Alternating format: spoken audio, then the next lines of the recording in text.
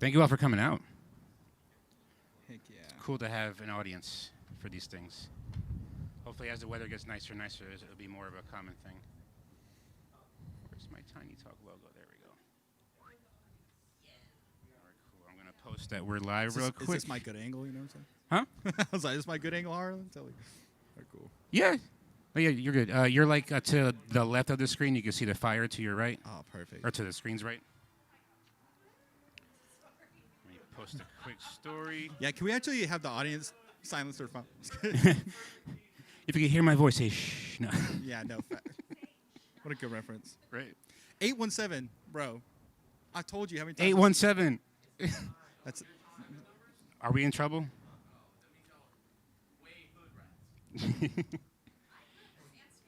I grew up advanced. We got that Fort Worth in here. I'm gonna be so real. I can't hear a word y'all are saying. That's good. But like, I don't want to. You know what I'm saying? That's good. Yeah, we're gonna be in our own little world here. 214. All right. Just posted a story that we're live with the link, so hopefully people will start popping up. Yeah, let's get it.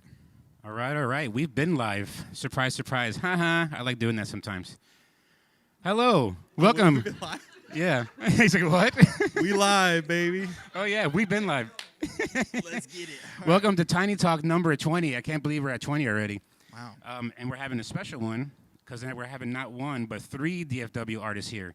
Joining us tonight, we have Madi, Wright, the Andrømeda, a.k.a. Kotag, a.k.a. Harlan, a.k.a. something else. I don't know. We'll find out later.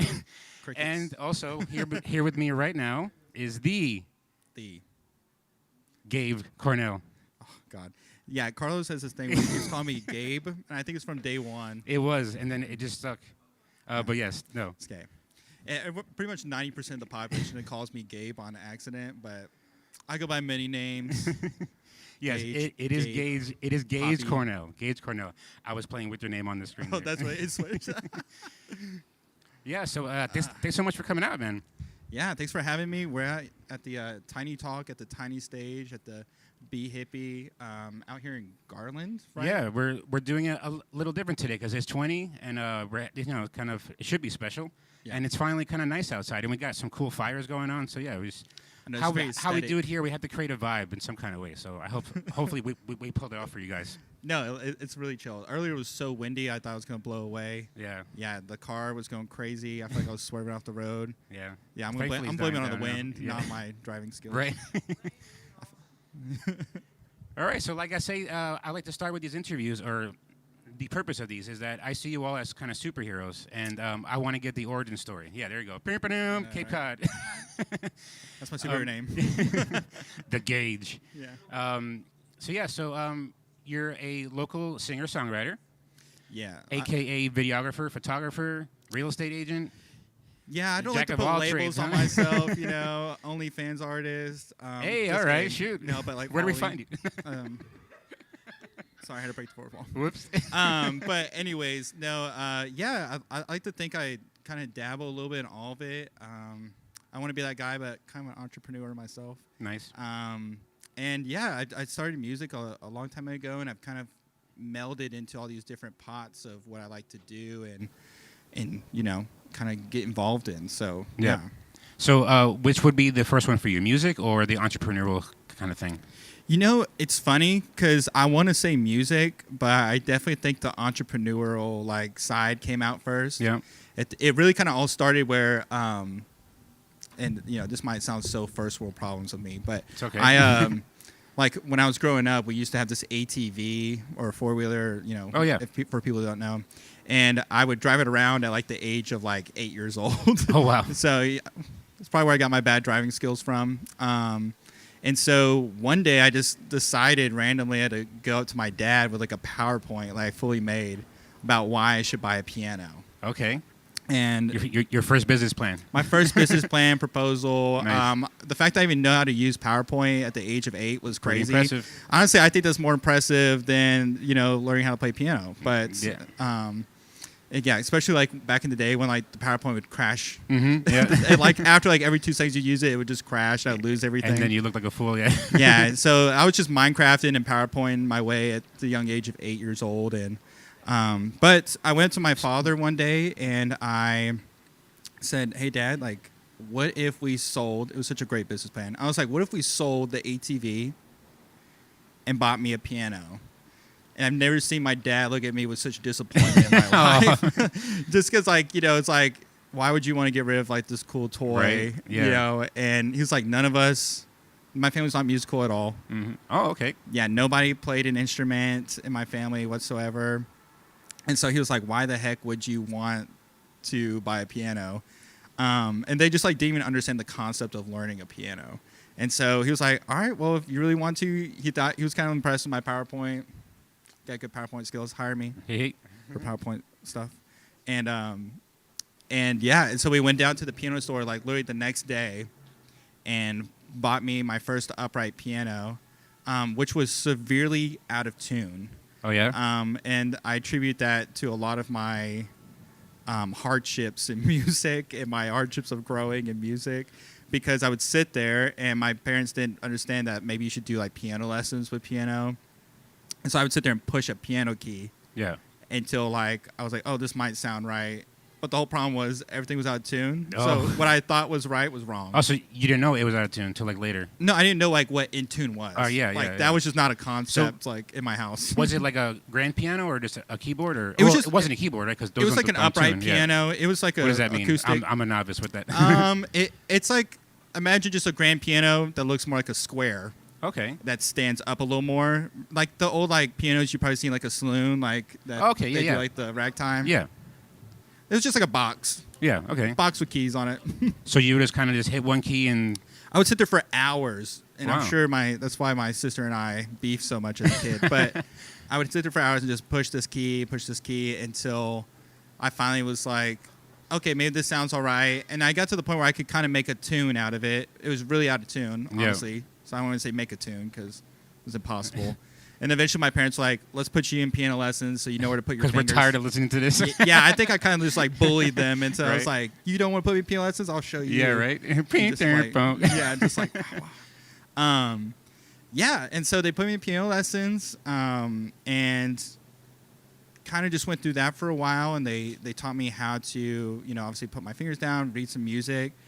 But I'm kind of one of those people in that mindset of like, if I want to learn something, I'll really dive in and probably spend way too many hours trying to figure it out. Right. And so obviously I was willing to put in the effort to hit a bunch of not in tune notes. Like once I understood that maybe we should get our piano tuned and like learn it, my whole world changed. Yeah. And just kind of rode with that.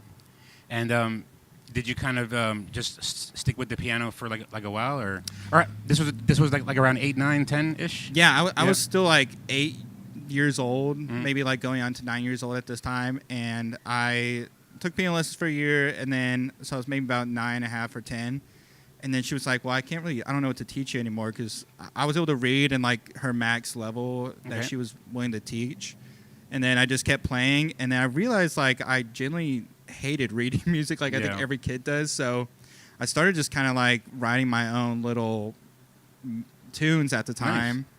Nice. And then I got into middle school and we were auditioning for our instruments. I don't know if many people had an audition also, but for my school, you had to audition for what instrument you wanted to do in the band. Okay.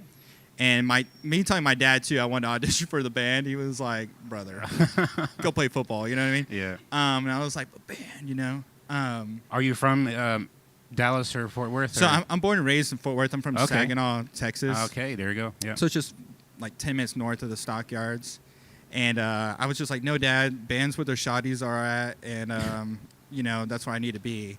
And say that again? Band's where the shotties are at. I was like, that's where you know, to pick up the chicks. The shotties? Yeah. Okay. Yeah, the shotties, yeah. Yeah, the shorties. Yeah, shotties, I was like, shorties. shoddy. Yeah, we say a little different in Saginaw, you know. Yeah, okay. We got that Saginaw twang. Yeah. And so, but, yeah.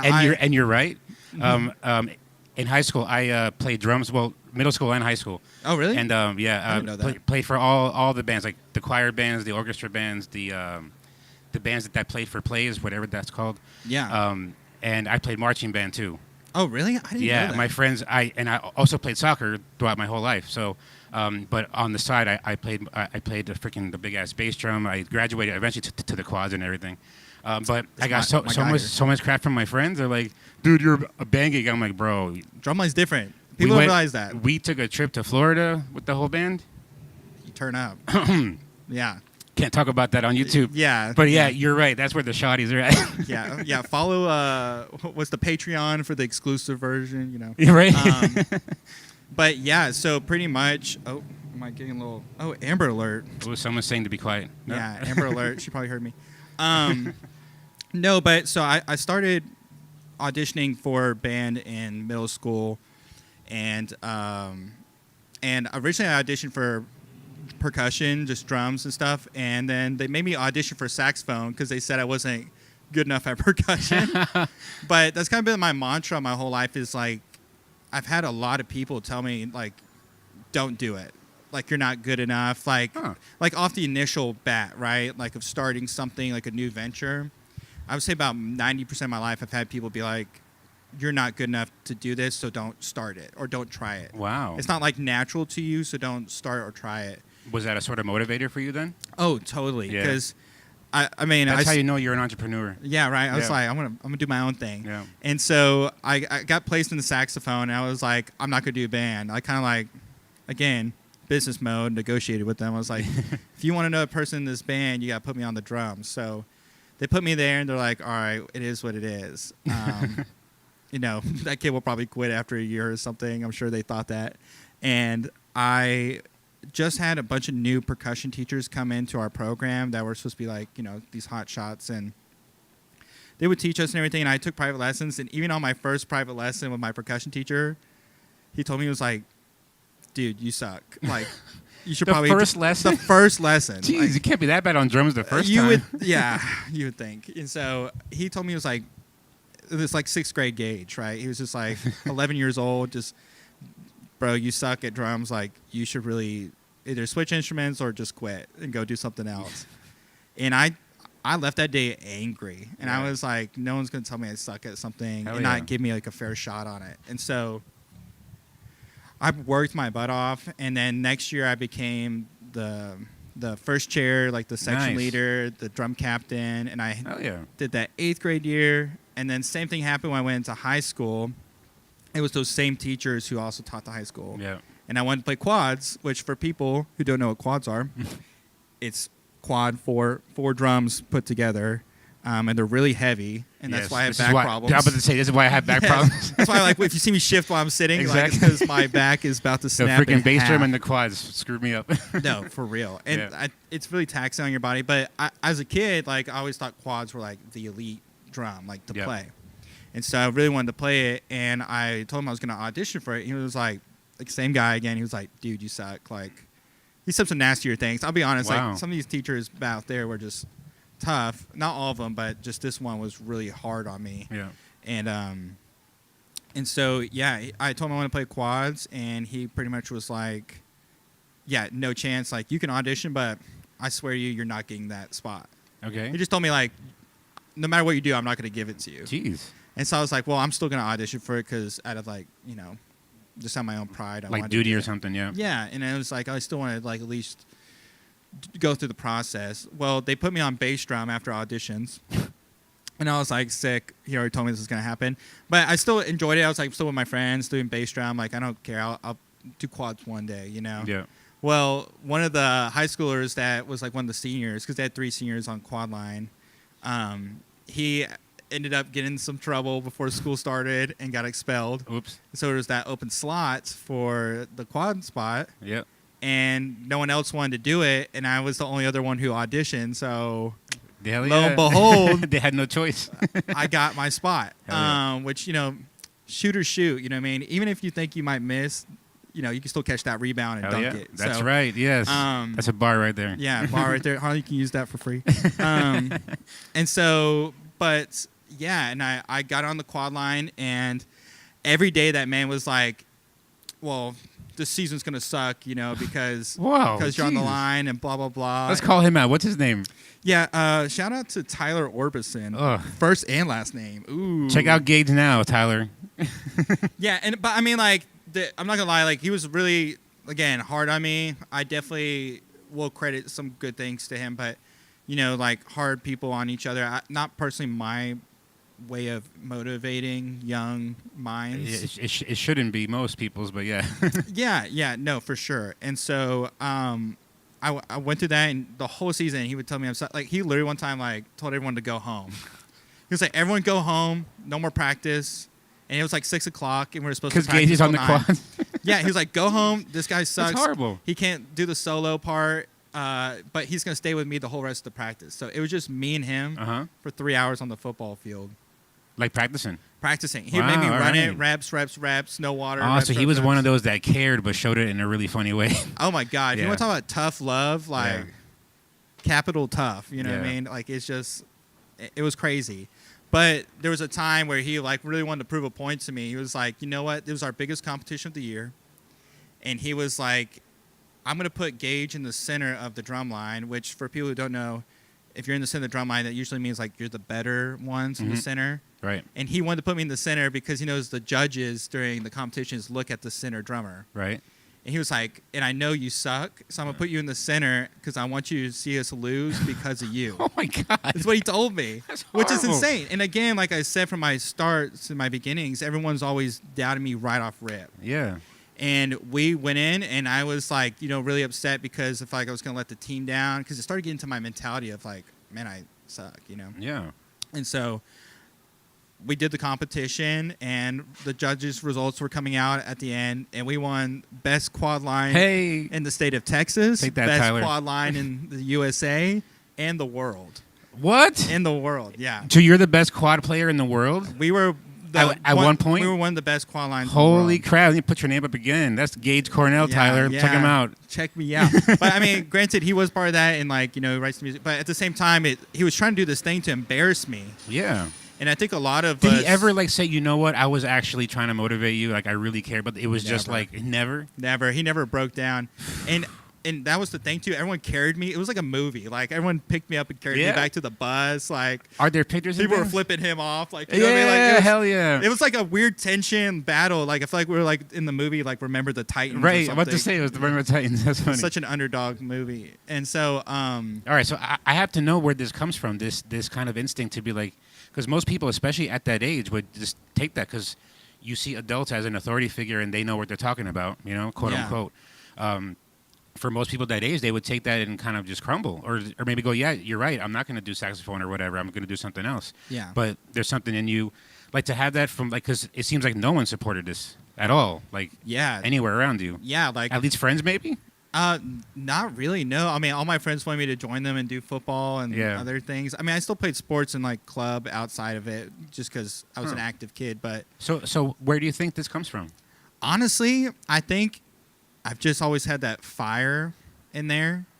And I was actually telling my good friends over here the other day this, but I was like, some people have a fire that looks like a candle. It smells good. It's still a fire. It's still burning. Has warmth, right? It's aesthetic. It's pretty. It's the thing that you want. It's almost more appealing, a candle, right? Right. But I want to be this This thing. raging fire here. Yeah. And, you know, even if you put me out, I got the embers to still spark it back up. And, you know, the more you blow on it, the more you try to put it out, that oxygen fuels me. Man, that's and amazing. really rages that fire. And so I think I started out with that flame because I really didn't have a lot of guidance growing up and support. And so you kind of just have to figure out how to drive yourself. And I decided I'm just going to fuel this flame rather than to shift over to the candle, Right. just because it smells pretty, looks nice. And it's comfortable, yeah. People want the candles. People go spend money on the candle, but like people also don't value a campfire as much as they value the pretty candle in the Until room. it's cold, yeah. Yeah, and so I knew it wasn't the main path, but again, I kept proving to myself that you tell me I can't, I could do it. And I kind of got addicted to it. Yeah. But I will say it did take a toll after a while. Like, we held the title for 8 years of best drumline Wow. in the world. Like, we would compete against Holy crap. like Korea. We would compete against like India, China. Wow. You know, like all these places. And And in that mindset, it's almost like a military mindset. It feels like where you have to do this thing because that's what's the cost of being good. Yeah. And I had this real hard set thing in my brain that's like, you just got to like push through, and that's what it takes. Man, I can tell you that's really impressive coming from an old guy that has seen a lot of things. But you could have taken that fire and redirected it in a horrible way. Like a lot of people would probably do. Like they would bottle that in and get angry. They probably start fighting people, and like they wouldn't even know why they had this anger till they're like 30. You know what I mean? Yeah. But something inside of you kind of just made you.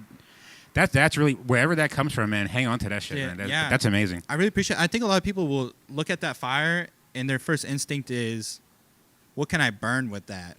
And I really saw the harm and hurt that causes. Mm-hmm. And I decided I want to take my fire and see what can I light with that. Hell yeah, man! And You're see, dropping dimes tonight, man. Yeah, I really appreciate it. But I wanted to see where like what avenues and pathways I could light up myself, because no one else was, Right. And they were just telling me to go burn and burn, and like you can keep burning things, but you're gonna get that black smoke, and it's gonna come back in your face, right? And it's gonna just choke you out, and then you're gonna get tired of it. And it's not sustainable either, you know. It's just more destructive than it is anything. And so, I got through that, and I started my freshman year of college, went to the University of Oklahoma. I was just going to go be a business major because, again, family wasn't very supportive on go be a music major. Yeah.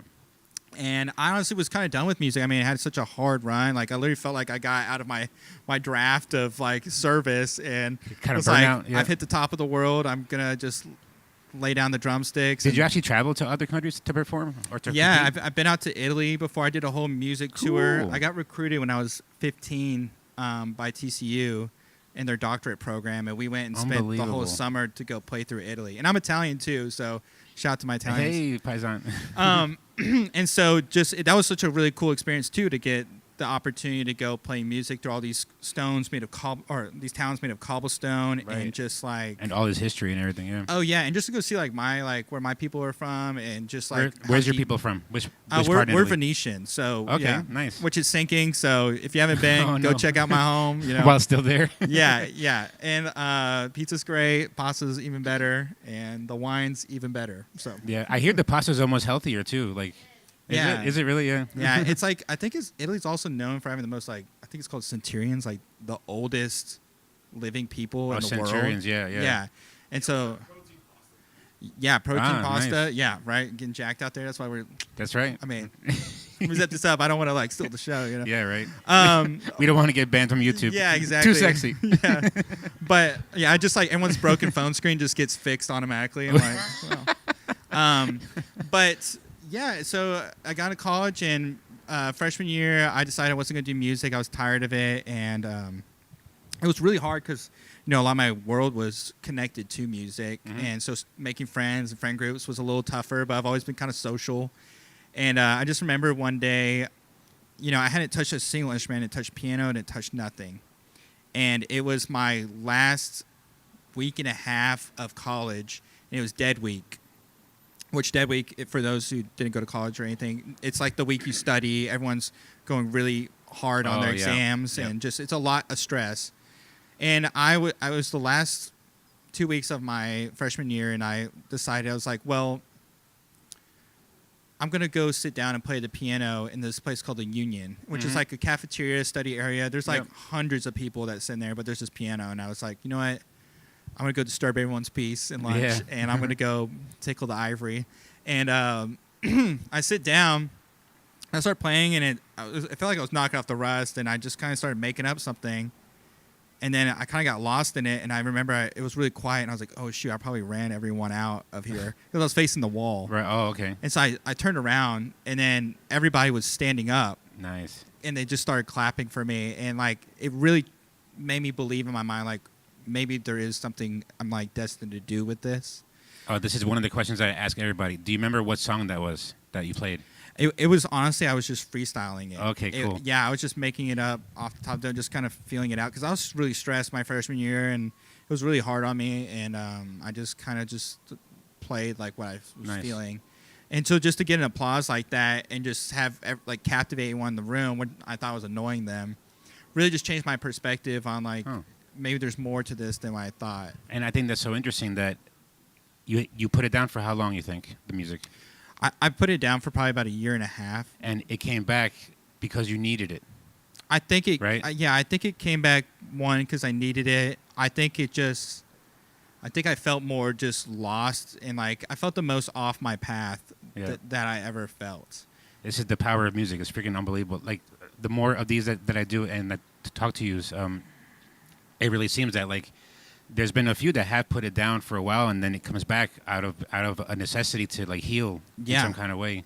Yeah, and I think that's why I love music so much and why I fell in love with it, is because it's like you can watch a movie and it can be a sad scene, and, you know, you might cry or you might be like, oh, man, that's really sad when someone dies, you know, or something like that. But when the music kicks in, it really elevates that experience and that feeling beyond your natural capability of hitting.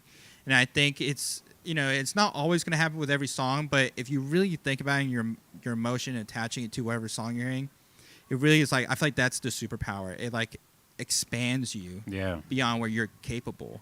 And I remember after that moment too, after the applause stuff, I was packing up my stuff in the Union there after the piano, and this guy named Tim, shout out Tim, came up to me and asked me if I was in the music school. And I was like, no, man, I'm not in the music school. I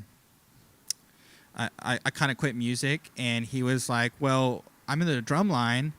Bro, you're so talented. I heard you're in the drum line because we talked a little bit. He's like, you should come to auditions tonight. And I was like, no. I was like, y'all have had music for the last, like 5 months? He was like, yeah, 6 months. And I was like, okay, crazy. I'm not going. And he was like, well, just like, I'm going to send it to your student email anyways. And if you want to go, go. And I was like, well, I have class till 10:30 p.m. Like, because I would go to class from 7 in the morning till 10:30 p.m. at night straight. Jeez. I was in 15 classes. Holy crap. A week. 15 classes a week. I was a moly. double major. I was doing, or not a double major at that time, but I was going into a double major, which the most credits I ever took every semester from then on was 26 credit hours. Is that even allowed? Yeah, it is allowed, but you have to sign a waiver saying like, I, Gage Cornell, we're will not kill responsible. myself. Yeah, no, literally, it's seriously? Like, yeah, because that like they Wow. don't want you to harm yourself, and so holy crap. But that I night, never had that in college, but I went back in the ancient times, I guess. But yeah, but it was insane, and that's why I was so stressed out too. And so sheesh. I got on my 10:30 p.m. class, and I was like, man, I don't even know if I have drumsticks, like, because they started at 10:45, because some people have night class, and so I was like, oh. I got 15 minutes, so I went over to the library, printed off my music real fast, grabbed some jank sticks out of my car, and just sight read it in the audition room. Got a call back, got a next call back, went through like 5 more callbacks after that, and then finally I got offered the position. And they told me that for my one slot, I had beat out, like, I think it was like 620 other people for my one slot auditioning. Was this in quads or just drum for quads? set? Or, yeah, okay, quads. yeah. And Wow. so did that for the next 4 or 5 years because I went an extra lap for, trying to get through school. Yeah. And because it was a lot. And and I auditioned for the music school, and I actually auditioned for music composition instead of music ed, which I ended up graduating with. Okay. And because I really love cinematic music, and for the reason I was saying, it connects people emotionally. Right. And then in the music school, some I'm sure are different, but we had things called juries. So every semester, you had to get a 95 or higher at the end of your semester there, and you had to perform all your hardest music, showcase all your knowledge up to that point. And if you didn't get a 95 or higher, they kicked you out of the program completely. Wow. Like, you didn't get a second chance. So some people were like seniors and get kicked out of the program, and then now you don't have a major. It's devastating. And you just Holy wasted crap. 4 years. And you're out of school, basically. Yeah. Shoo. And you have to start over if you want, or you're just like, well, I guess I don't go to college. Holy and you're in debt. moly. Yeah, it's insane. It's really intense. And so I ended up actually being the only one in my major to graduate. And we started out with like 800, I think, people. I'm sorry. Say that again? I was the only one in my major to graduate. Holy crap. Which sounds crazy. Yeah, it sounds crazy. But a lot of people just either dropped out because it was so intense. Not that I don't believe it, but it's just like, that's super impressive. Yeah, well, there's like other music majors. I was music ed, so for the music ed program, I was the only one to graduate. But like, I wasn't the only one to walk the stage, but the only one to walk the stage for my degree. Right. And which was so sad because I started out with I think it was like 2,000 people. Out of 2,000, you were one? And we moved throughout all classes here. So like every semester, people would just drop like flies, wouldn't pass it. Man, you're impressing the shit out of me right now. Well, I mean, like it was. I could not go back and do it for real. Like I You would probably just not. could, honestly. It seems you just have an instinct for this thing. I don't know, man. It was really hard. There would be nights where I'd sleep in the practice room and pull the marimba cover over my body just to like stay warm, and then I would get woken up at like 4 a.m. because the Wow. cleaning people would come in to clean. Yeah. And I was like, I'm so sorry, I'll move, and I'd like move to another practice room, and then I'd wake up and go to class at 7, which was in the same building, Yeah. and I would have to do that like more often than not, you know. Wow. So you graduated with a bachelor's in Yeah. Oklahoma, right? Yeah, I graduated with my bachelor's in business marketing, Okay. and then a bachelor's in music education as well. So So double major. It wasn't. double. Yeah, which none of those classes correlate. Usually when people double major, they're like finance and accounting. So it's like, Well- I mean, there are people who definitely do it separately, but it's just like for music and business, like there's 0 shared classes, you know. Classes, yeah, but now they're very much married. Oh you know? no, they Yeah. totally are. And Yeah. like, if there was a music business degree at my Yeah. college, I would totally took that. I'm instead. sure, yeah. But then I got out of college and decided I wanted to start playing music. I honestly was horrible at singing because I learned on a out of tune piano. Oh, Like my ear was so trained for out of tune. I played drums, you know, Right. so it wasn't very helpful with like tone and pitch. Right. It was just like, let me hit this thing. yeah. It was more about rhythm than it was about pitch. Okay. And then I got out and I started playing in the stockyards. I got my first break out there with this guy named Eric, and Cool. he's one of the guys who helps Maddie run the Rising Voices Oh, out nice, there. nice. Yeah, and he's a super awesome guy. Works at Pearls as well. He's a co-owner there in the stockyards, and he gave me my first big break to play for this play. And I kept going, and then I ended up meeting Harlan. Oh, yeah? Yeah, when I first moved back downtown, I was actually walking by a bakery. I just moved down there, and there was this grand piano in this bake shop. I think it was called like Third Street Market. Yeah, which isn't there anymore. But when I walked in because they had a grand piano and I wanted to Right. play, and I played the intro to Interstellar, and Harlan was actually a dishwasher, right? Correct. He was a Okay. dishwasher there. Yeah? And he walked out, and he was like, "Hey, man, wow, like, dude, like, you're good. Like, what the heck? I play music too." And I was like, "Cool. What do you play?" And he was like, "Oh, I'm a rapper." And I was like, "Ain't no way." Yeah. I was just like, "This guy," And so I kind of felt bad. I definitely was the person that judged him off rip. And he showed me his music, and I was like, "Oh my god, like, dude, you might be my favorite rapper." And this Yeah. was 3.5 years ago, maybe. Yeah? Yeah, Wow. it's somewhere around that number. I've lost count. And now we go back in there every now and then play, and then eventually they shut down. I didn't see Harlan for, I think, like a year or so. Oh, wow. And then we got reconnected on Instagram somehow, and I hit him up, and he was telling me that he was quitting music. And yeah, and he like, it was part of like, he was just like, "Man, music's not for me right now. I've put so many years into this, it just hasn't worked out." And I was like, "Man, like, you can't give up. Like, dude, like, you're kind of my inspiration. If you don't make it, like, I can't make it, for real." I was like, Yeah. do it for the people who want to make it, who want to believe they can make it too, because I really believe you can make it. And we talked for hours, probably at that coffee shop, Roots Coffee, I think, in NRH, Wow. North Richland Hills. And we talked for so long and decided, like, yo, we're going to, like, jump off this ledge together. Oh, wow. And we're going to just fly. And so That's freaking beautiful. Wow. yeah, and like we just both committed to it, and like honestly, this guy's like for real, like one of my best friends, if not my best friend, Wow. giving me the most support I've ever had. In general, when I was telling you about just growing up not having that support overall, like this is I might be one of the few, if only, humans that's ever looked at me and said "you can" instead of "you can't." Yeah. And like, oh, man. yeah, I'm and getting so chills. yeah, no, I mean, like, And it's not seriously, because it's cold. seriously, we have talks like this, like on FaceTime all the time. Like Mary's even been a part of them. Like, and like when I say like really someone who truly believed in me, and Harlan was the first one to actually invite me to the Love Mic at the Granada. I was never even gonna go because I'm from Fort Worth. That was going to be one of my questions, yeah. Yeah, and that's how I got even connected into the scene. And I think like he invited me, and I can't remember if you showed up or not. that. Okay, I think he was just late. Yeah. And I ended up meeting Jillian Hubbard, Michael Fiala. When was this around? This was probably about exactly a year ago, I think. Okay. Yeah, maybe a year to. So there's probably some video that I have somewhere of your first time there. Yeah, probably. I'm sure. Yeah. Yeah, it was really, really early last year, and I went out there and I was like, man, and then I was like kind of by myself a little bit because I was like running behind because I think he was getting out of work or something, and I just met Jillian Hubbard in the line. Yeah. And she was talking to me, and I was like, yeah, I went to OU, and her boyfriend / fiance now, I guess, is obsessed with OU, and so I was like, cool, at least I could like talk to somebody about that, right. Connect. And we all just became good friends at that time, and Harlan and I would go out there, and then we got connected over here at the the Big Hippie Tiny Stage, and then we just kept going, and then I did the Balcony Club. And then I did, oh shoot, what am I thinking of? The coffee shop. Opening Bell? Opening Bell. Yep. Yeah. There's so many of them, Yeah, which right. all those places, by the way, if you haven't been, really go check them all out, especially here at the Tiny Stage. Like, everyone's so supportive and so connected, as you know. Yeah. And it's like crazy how just like interwoven everything is. But yeah, and I've kept going as an artist. I've really worked on my music, which is like country folk is what I go by when I'm under Gage, Cornell. Okay.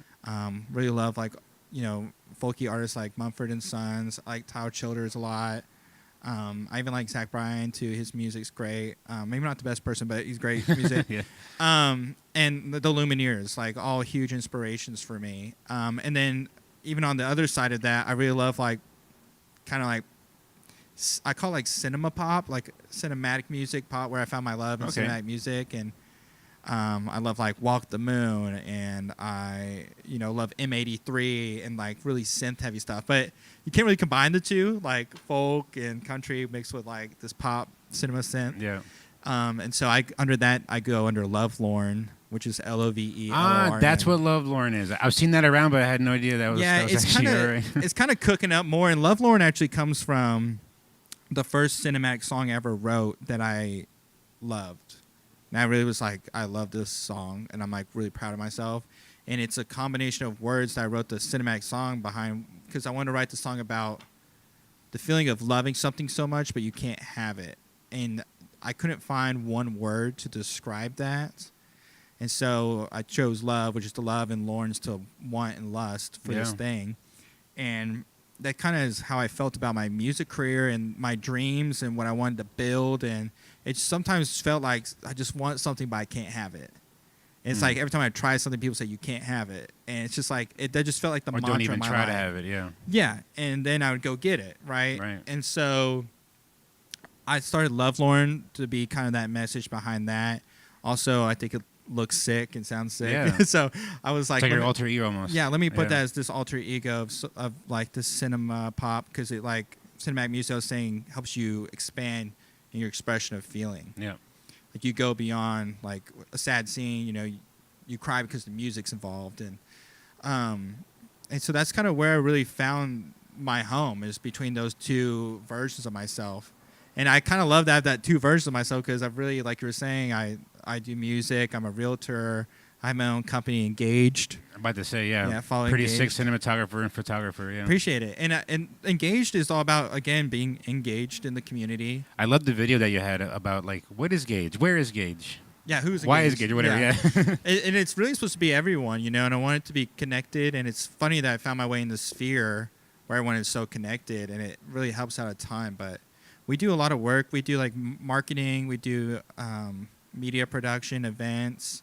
And the goal is, like, every portion of we always take a portion of our proceeds with every project and donate it back to helping out people who are homeless or, home insecure, abuse victims, impoverished people in the community, or we donate back to the arts. And so my first time I really felt like I was making it, I actually got to go back to my old high school drumline and band, and I actually got to help send a couple of kids to college for music. Wow. Yeah.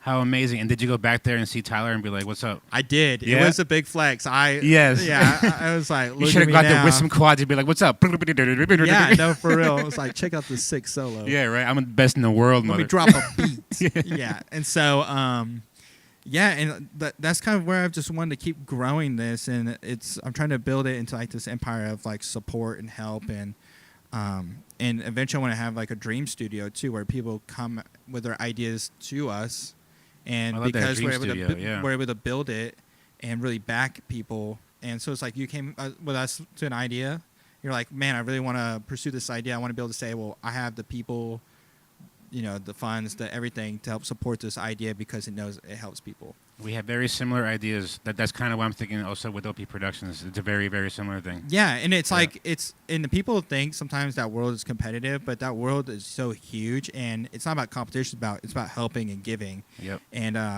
a really big inspiration, and this might sound like 12-year-old me talking, but like Mr. Beast as a YouTuber, and like probably some of y'all laughed at that, but like it's like Mr. Beast, yeah, of course, he comes off very kiddie, does all these crazy videos of just, I'll just say like, just like entertainment.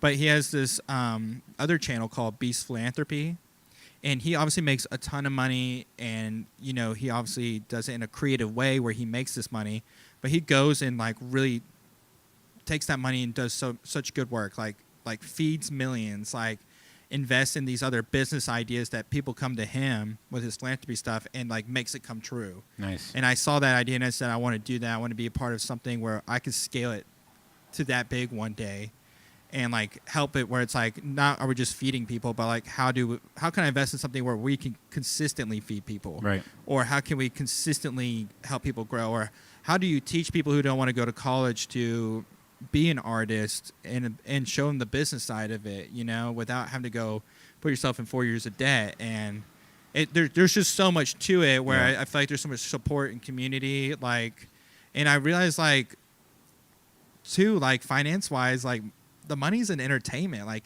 you go to a business because there's some form of entertainment there in a way, whether it's food or a show or blah, blah, blah. Like, people love to get away and have that entertainment, and they're willing to spend money on it, too. Mm-hmm.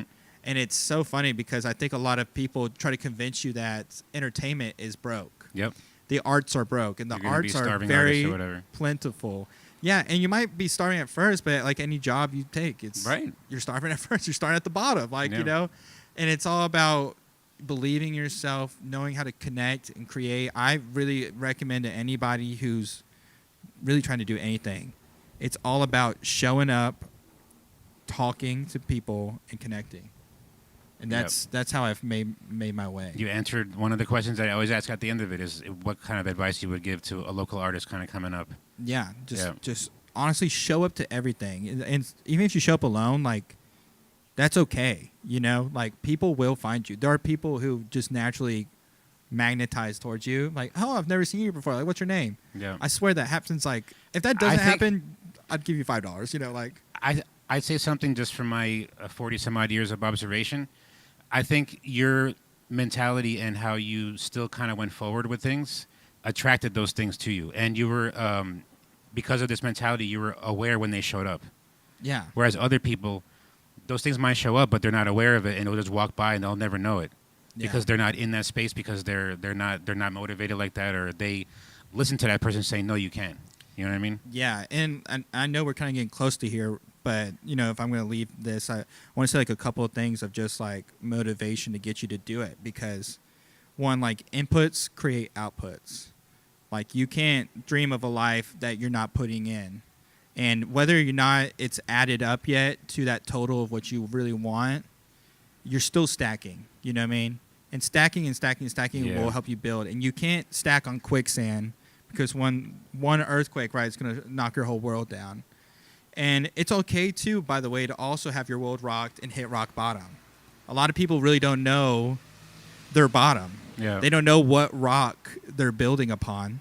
Yeah. And it's hard to build upon something you don't know what's standing on it. Yeah. Right? And I think that's true for a lot of things. And a lot of people, when they hit down there, they're lost and don't know that they can build up stronger and better. One other thing, too, I was going to say is I really am very visual. It's like, if you think about a mountain, like, don't climb for that peak. Don't climb for that thing that you're wanting. Like, don't climb just for that one goal, because life isn't just a mountain, it's a mountain range. Yep. Some peaks are higher than others. So sometimes when you even hit the next peak, it might be lower than the one you were just at, but that's still part of the mountain range. Right. And you're training yourself to climb. So don't climb for the peak, climb for the view. Oh man, See this where, guy here. See where you've see where you've come. Look beyond just that one peak, because if you're so locked in on that, you get so focused you forget to look around and enjoy the walk on the way up and the nature, and then also like don't climb the mountain for the world to see you. Climb the mountain to see the world. Right. And it's all about change of perspective and mentality. A big one I love is halfway there. It's like if your goal is to walk from point A to point B and it's a mile, and you walk halfway, you're like, man, I'm tired. Like, this sucks. Like, I hate this. Like, oh, I don't want to do this again. So you walk back and you're like, all right, I'm going home. Yeah. Well, you just walked a mile. Yeah. You know, it's like you're capable of doing it. But the only difference is you went back to where you started. It was the direction, yeah. So I always really try to believe I'm halfway there, no matter where I'm at in the progress of what I'm doing, where I'm at in life, whether it's a relationship, work, health, whatever it is. I'm always halfway there because there's no point in turning around. Yeah. Just change direction then, and then keep going, because it's always going to be the same amount of work to turn around. Just you're not making progress.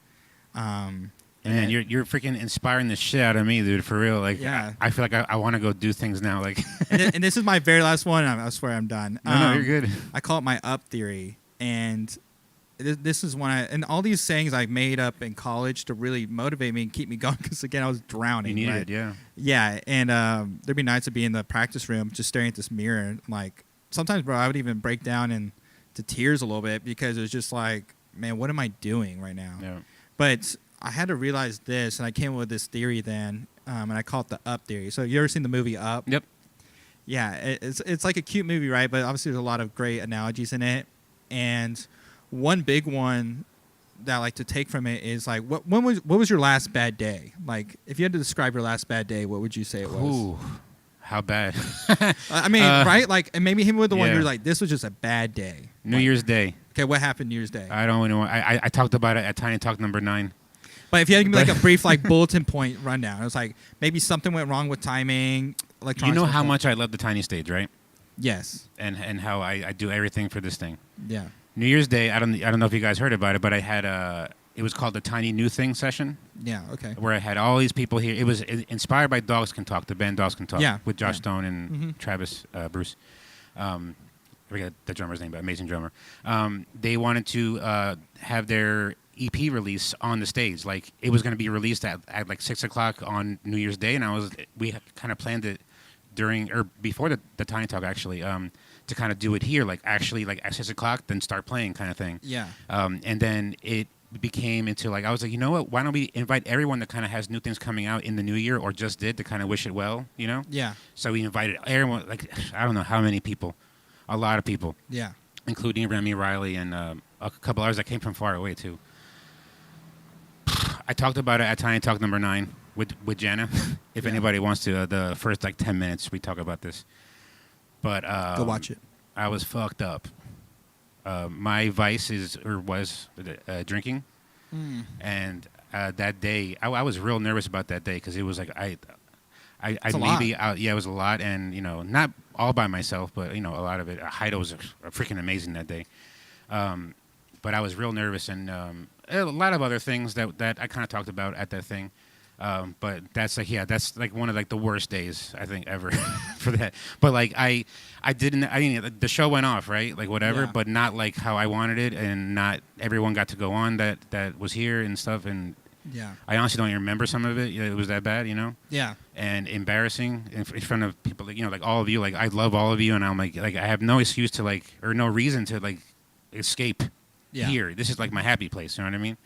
But I freaking Well, so that was my last bad day. Yeah, but I mean, like, okay, maybe I might take a simpler day then, because like obviously everyone's days that was are too bad, right? No, that's not. It's just like obviously like it expanded over time, but a lot of people typically write. It's like when they say they have a bad day, oh, today sucked. It's like I was running late to work. Yeah. My car tire pops. I had to rush eating food for lunch. I didn't get enough sleep. I didn't get my coffee. And it's like, and my boss got on to me, right? Okay, like, I'm just gonna stick with 5 because it's easier for the camera. But Right. it's like, oh wow, there's 5 things, okay, and those 5 things are heavy and they are a lot, and that's very justified. But we tie together these weights, and we say this is one thing, and that's why my day is bad because this weight is heavy because we tied together all 5 of those things. Yeah. And the movie Up, that's like the house, right? Right. And so the other part of that is the balloons, right? What are your balloons? I got to wake up today. You're late to work. It's like, I have a car that works. I have a job. I get to work. I get to get money. I get paid. I got home safely. I have friends in my life. I got family in my life. I get to run the tiny talk. I get to do all these. There's so much balloons, right? But even if you have 1 million balloons, that means nothing if you don't tie them together. Yeah. You have to mentally tie together every balloon. Every balloon. And you have to think about it throughout your day. You have to be very conscious about it because if you don't, that house is not moving. That weight's not moving. Your day sucks. And there's always bad things throughout the day. I mean, I had a really good day today. But again, as I was driving over to Harlan's apartment to interview Mary earlier too, my sweet tea decided to do 3 backflips in my car after I hit a speed bump. Yeah. So it's like and this is my brand new car. I just got this new car. And so it's like it's just things happen, but you have to be conscious about tying those balloons together. And I'll leave y'all with that. And I appreciate the talk. Those balloons helped me get past that day, honestly, with the help of Jen and the Love Mic and all of right. you, actually. And sometimes you got a hot air balloon that's right there. There you go. Let me take that ride up, So that's funny. Yeah, but I really appreciate the tiny talk. No, thanks for being here, man. Freaking amazing, super inspirational. I had no idea about. I mean, I see you in a whole different light, which is the whole purpose of these tiny talks, is to see you in a whole different light. Now, when you perform, it's going to be like, man, this guy went through firelight, everything to be on that stage. Like literally, went through everything. All the no's, everything was no. Yeah. Like I said, whatever is inside of you that kind of makes you kind of go past that. And man, you drop so much philosophy on us. I'm gonna go back and watch it as in the morning to kind of get motivated for things. Yeah, and for the viewers at home, make sure to share this video. Yeah, for real. Breaking the fourth wall again. You share this video with the people you think might need to hear some of that, because I feel like a lot of us really relate to it. And sadly, I've had to find it on my own journey, but that doesn't mean you have to. It's like, don't reinvent the wheel. Have fun. Live life. Live, laugh, love. Whatever. There you go. Hell yeah. All right. With that, thank you so much, man. Dang, I missed that. Yeah, live, laugh, love, Lauren. It's a really awesome story, and I say awesome on purpose. I have this thing on the Tiny Talks where I say awesome way too much, so I'm trying not to say it. But can we get an awesome counter? But I'm gonna actually go back and have a video of me just going awesome, and see how many come up. That'd be so funny. No, but I actually meant it for real this time. But yeah, crazy story, and I guess we never got into this. Are you planning any new releases or any kind of new music coming out, or? Yeah. Or do you have anything released? I don't think so, right? So the only reason I've held off on releasing is I am a perfectionist too. Mm-hmm. I mean, I really like to go deep into it, but the simple answer is I do have stuff recorded. I used to go to recording studio, and I got a bunch recorded there, and I have to really be in love with it if I want to share it. Okay. And I definitely have some songs that I've wrote, and I like them more acoustically, and also creating the Love Lorne sound and where I want that to go. And I want it to be really just emotional and people really feel it. And so I'm trying to hit the ground running and putting in the reps and the work. So stuff will be coming out this year for sure. I will even have a Love Lorne release party at some point coming up, hopefully about a quarter of the way through the year. So maybe just May or hopefully right before June. We can throw a big party and everything like that. And then I actually will be playing at Far Out with Morgan Hawkins. She's one of the other artists performing there. But I'll have my own show, though, there at Far Out, which I believe is going to be on the 5th of March. March 5th. March 5th. That's a Thursday, isn't it? It's a Thursday. All right. come show up, show out. Everybody be there. It's gonna be a good time. I'm trying to cook up some cool things All right. to do. This is gonna be kind of one of my first little real debuts out here. But also come check out the tiny stage. A lot of great artists are here. Oh yeah. Yeah. We're gonna schedule your tiny session or tiny talk session, or let's get it. your second one, because I think you've had one already, or was that an opener when you were here? I think It I was was like an opener in the yeah. fall. Yeah. Yeah, I Good. haven't Then headlined we'll- here yet, but We will schedule in the that. works. Oh yeah, real soon. yeah. All right. Appreciate it. That was the first of the trio for this evening, and yeah, we did go way over. So if you don't mind, we'll just switch out to the next person, and then maybe at the end, everybody can kind of do like a performance kind of thing. Is that cool? Yeah, We're good? let's All do right, it. cool. And I will refill that fire for you. Yeah, 1 sec. Sweet. All right, we're going to take a little break for our next one. Yeah. We're going to be joined by... Yeah, joined by... Well, I can't talk all of a sudden. Joined by the Maddie Wright. Maddie. Right. And follow me at the.gage.cornell. Oh, yeah. And engaged.official is letter engaged.official if you want to join the movement. So awesome. Yes. Get engaged. I want to enjoin. I want to be engaged Yeah. also. You want to be Jesus Christ. engaged to me? What the heck? Yeah. I think. All right. Thank you so much. We're going to take a little break. We'll be right back. Dude, that was awesome.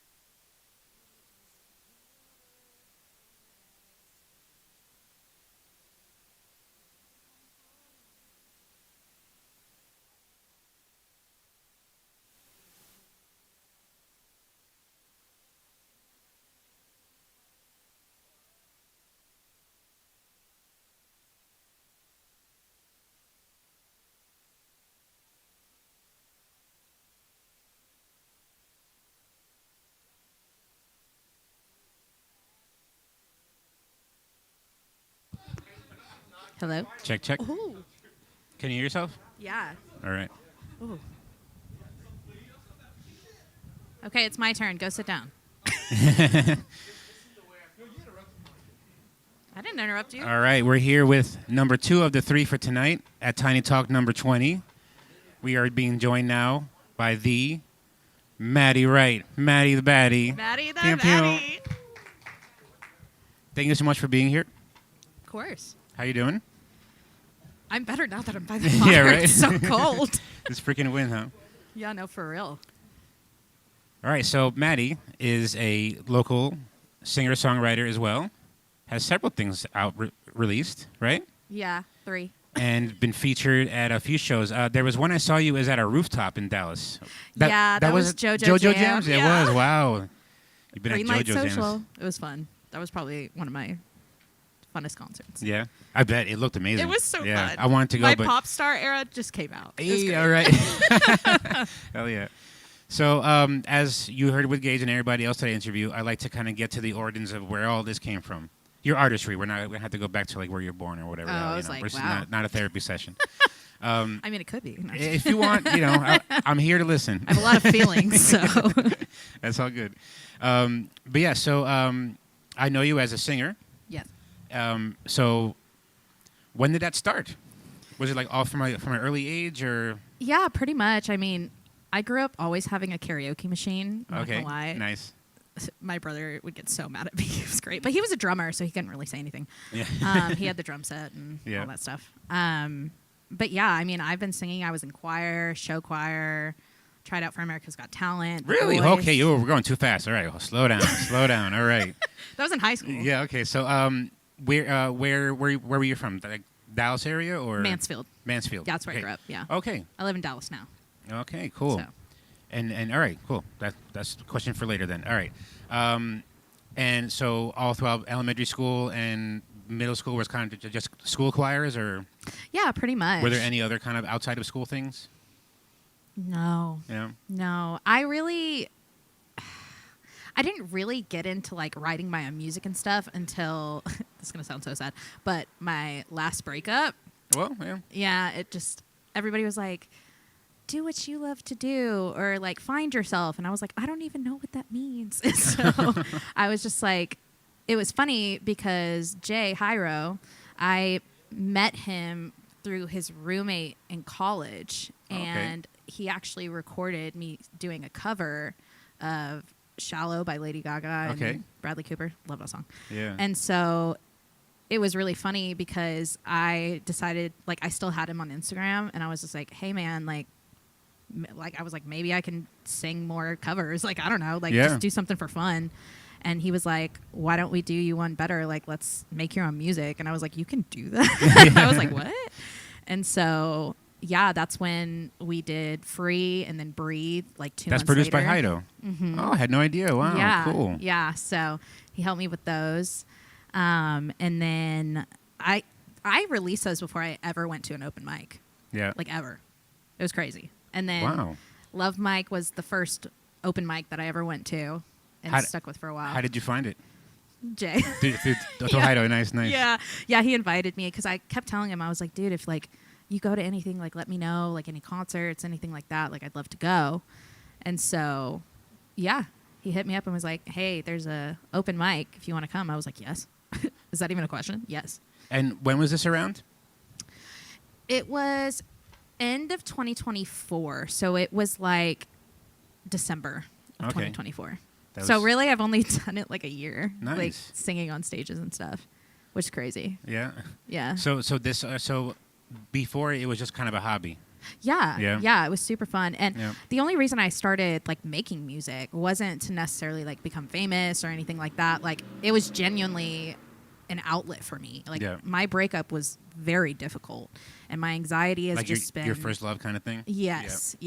And I don't know, it just really helped me, and my anxiety was really, really bad. Like, I struggle with really bad anxiety, and that's what Breathe is about, actually, is me explaining that, like how I feel and things like that. And it's really been a great outlet. Like, music is just a really great outlet for anybody, really.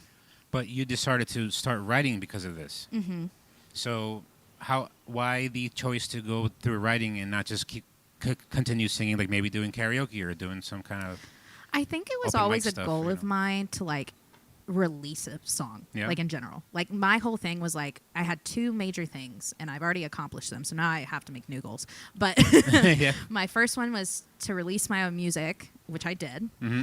And then my second one was to write a song about my dad, which I did. I freaking listened to that song and Did you cry? geez, yeah. I cry. I I cry cried. every time. Yeah. It was very hard to record. I mean, I was lucky. I had my father till just a couple of years ago, but yeah, it's So you get it. I get it hardcore. Yeah. Yeah. Yeah. Yeah, yeah, but that was for him, and so So where did this inspiration to say these are the two things I want to do before even writing music? Like, where'd that kind of come from? I would say with my dad, it was like always a thing on my mind, I guess. Like I would always sing Mary Did You Know, the Yeah. Christmas song, because that was his favorite song. And I was Oh. just like, I kind of want my own, like to him, you know, like Yeah. I hear people like talking about their own experiences and I'm like, okay, I want to do that, you know? Yeah, for sure. Yeah. Like I want to write something, you Yeah. know, and put it out there. And so, yeah, it was just kind of fun and a good outlet for me. And then it became like kind of my life. was your father kind of musical? No, Or, no. Or did he like music a lot? Or I don't know. oh yeah, he was Yeah, I so- was only 7. 7. Yeah. Okay, Yeah. Yeah. So it was super sudden. Like nobody saw it coming. Like it was very random. Same. So Yeah. it's the worst, literally. Yeah. It's even worse when they're not here. Yeah. He was only 35. Whoa. Isn't that crazy? Yeah. Yeah.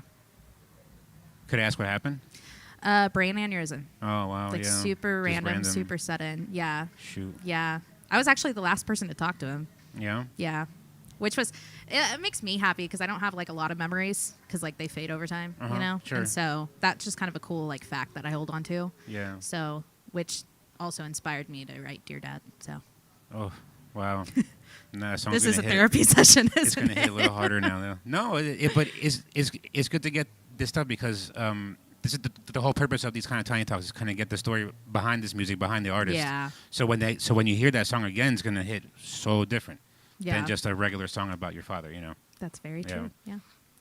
So was anyone else in your family kind of real musical, or were Just you my there? brother. Yeah. Playing the drums and yeah, stuff, yeah. He did percussion, kind of like Gage. Yeah. And he can sing a little bit and play guitar. He was always a drummer though, like Yeah. at heart. So That's so funny. I started playing drums only because actually my first instrument was actually the saxophone. Gage, where's he at? Yeah, it was the saxophone because my best friend growing up also played saxophone, so I kind of wanted to be in the band with him or whatever. yeah. But I don't know. It was elementary school. The saxophone case was like almost as big as me, and I rode the bus to school, so like I had to carry that freaking thing. Yeah. And so I was like, screw that. And then I was sitting on the bus, and a friend of mine that played drums, his instrument to take home was a drum pad. It's just a little drum pad. I was like, hell yeah! I'm like, that's You're easy like, to carry. I wanna play drums I'm 'cause of playing that." drums, yeah. That part. And then boom, yeah, I just started playing drums because of that. That's so great. It's so bad. It's just because I'm lazy. Listen, it happens. It's okay. That's great. What is your earliest memory of singing? Oh. On a stage or just in general? Just in general, like all right. So this is kind of a question that I ask all the artists. Is kind of like where the Big Bang kind of came from. So like something that sparked this, like or like trying it and then realizing, oh, I can kind of do this, and then that kind of inspires you to kind of keep going and keep practicing and keep learning. You know. A 6th grade talent show. Nice. Okay. I did it. What It did was you great. What did you do? Oh, I sang Yeah. Taylor Swift, White Horse. Yeah. Oh my god. That was crazy. Make me Yeah, feel so and then old. my You're choir 6th grade. teacher was like, I'm giving you all the solos. And I was like, okay. All right. It was great. And then you were like, yeah, I yeah. can do this. She was a little crazy, but I loved it. Nice. It was wonderful. Did you ever kind of pursue like lessons into that, or did kind of just self-taught? Mainly just self-taught. I had really good like choir teachers growing up and stuff. Like my middle school choir teacher was amazing. Like he actually helped me like prepare to try out for America's Got Talent and stuff, which was like super fun. So Yeah, we got to get into that. So how old were you for that? gosh, I think I was like 14, 15. Really? Yeah, when I auditioned for it. Did you get actually like on TV for the No. audition part? Okay. No, you have to like audition to audition to audition. It's Yeah, like a I've whole heard it's a thing. whole thing. Yeah. But thankfully, you weren't one of the really bad ones that they put on TV just for entertainment purposes. Absolutely, yeah. That's good. That's the whole thing, yeah. So how did that come out? Like, or how did that even kind of like? How did you get that opportunity to go try out for American Idol? I think I just watched it on TV and I was like, I want to do that. How do I do it? And then I looked it up. That's it. Yeah, nice. Yeah, that's literally all it was. I was like, I want to do that. I love it. So you're like, I want to do that, and you go do it. Hell yeah. Yeah, and my parents like went with me. It was super fun because I could stay with them because I was a minor. So sure, yeah. I didn't have to do it alone. It was great. So your family supportive of everything? Oh yeah, nice. Absolutely. Very yeah, cool. I grew up in church and everything, and they were always putting me on the stage, Nice. and which I loved. I didn't mind at all. It was yeah. great. So. Yeah, it was nice meeting your mom when you were over here for your first Tiny Say session inside. I love her. Love you, Mom. Yeah. If you're watching. She will eventually, hopefully. Hopefully. I sent her the link. But yeah, and then I tried out for The Voice. The Voice too? Cool. Yeah, when I was 16. Yeah. Well, maybe I was 17. I think I was 17. So what was that like? Oh, it was Like- terrifying. Like, it was absolutely Are you terrifying. online for like hours and hours and hours and it's like? No, yes, but The Voice one was really fast. That was basically like you stand in a line, but like you're constantly moving to like a different station, and you go in this small room, and there's like one person. It's not like a celebrity judge; it's just like a random judge. Right. And then you have like 12 people there, and they're like, okay, this person go up and sing your song a cappella, and then you just do acapella. it. Yeah. Ooh, yeah. that's tough. So it was tough, but yeah. So then, right then and there, they're like, okay, you get a red card, which means you get to go on the next level. So you find out right then and there. Yeah. Like there is no callbacks. Like you either get it or you don't. Right. So, which I didn't, but that's okay because I did it. That was my whole It's thing. an experience, yeah. Yeah, and I definitely cried after because it was so overwhelming. Yeah. Like I didn't cry because I didn't make it. Like I was just like, okay, like Uh-huh. I did this, so I feel accomplished. but like I was just like, this is so many emotions. What was overwhelming you think about it? Just that, like, you find out right then and there, and Oh, it's such yeah. a quick process. Like, I didn't have time to like think. To like, process anything, yeah. Yeah, so, but it was fun. It was cool. And so that was for The Voice. That was like that. America's Got Talent. They put you in a giant room with a ton of people. Yeah. Like there's dancers everywhere. It's really cool Yeah. because you're sitting there for like 5 hours. Oh wow. But you're watching all this different stuff happen, and you know, in the promos for America's Got Talent, you see the little like lights, like the mirror with the lights on it. I literally saw that like in person. Oh, so I wow. was like, ah! And then there's like a giant dance floor, and people were like break dancing. There was like some dude doing like hypnotherapy or whatever. Like Okay. it was so random, No. but I was like, this is great. Nice. So best audition I had. I felt so confident about that. Did you meet some cool people around there during the auditions? Yeah, I met random people, but I don't remember who they are. Never kept up with any of them? No, Friends? Yeah, okay. no. Yeah. So, because I was so young, so That's true. Yeah. That'd be Yeah. kind of weird. Yeah. a little bit. Yeah, it's fine. It's Yeah. okay. But yeah. This thing's bothering me. Your camera angle, you're like way off to the side. Oh, I'm just gonna fix it. okay. I apologize. No, it's my fault. I should've Oh. thought it. That's okay. Hello, world. I'm here. Sorry, I was trying to fix Maddie's camera angle just a little bit because it was bugging me. That's okay. We got to see you. We got to see Maddie better. There we go. A little better. Yeah. So that was 14, 15, 16-ish? Yeah, America's these Got Talent auditions? was 14 or 15, and then The Voice was like 17. So you don't get it, right? Yeah. Not even the first round thing? Nah. So after that, you're like, all right, I did that. Now what?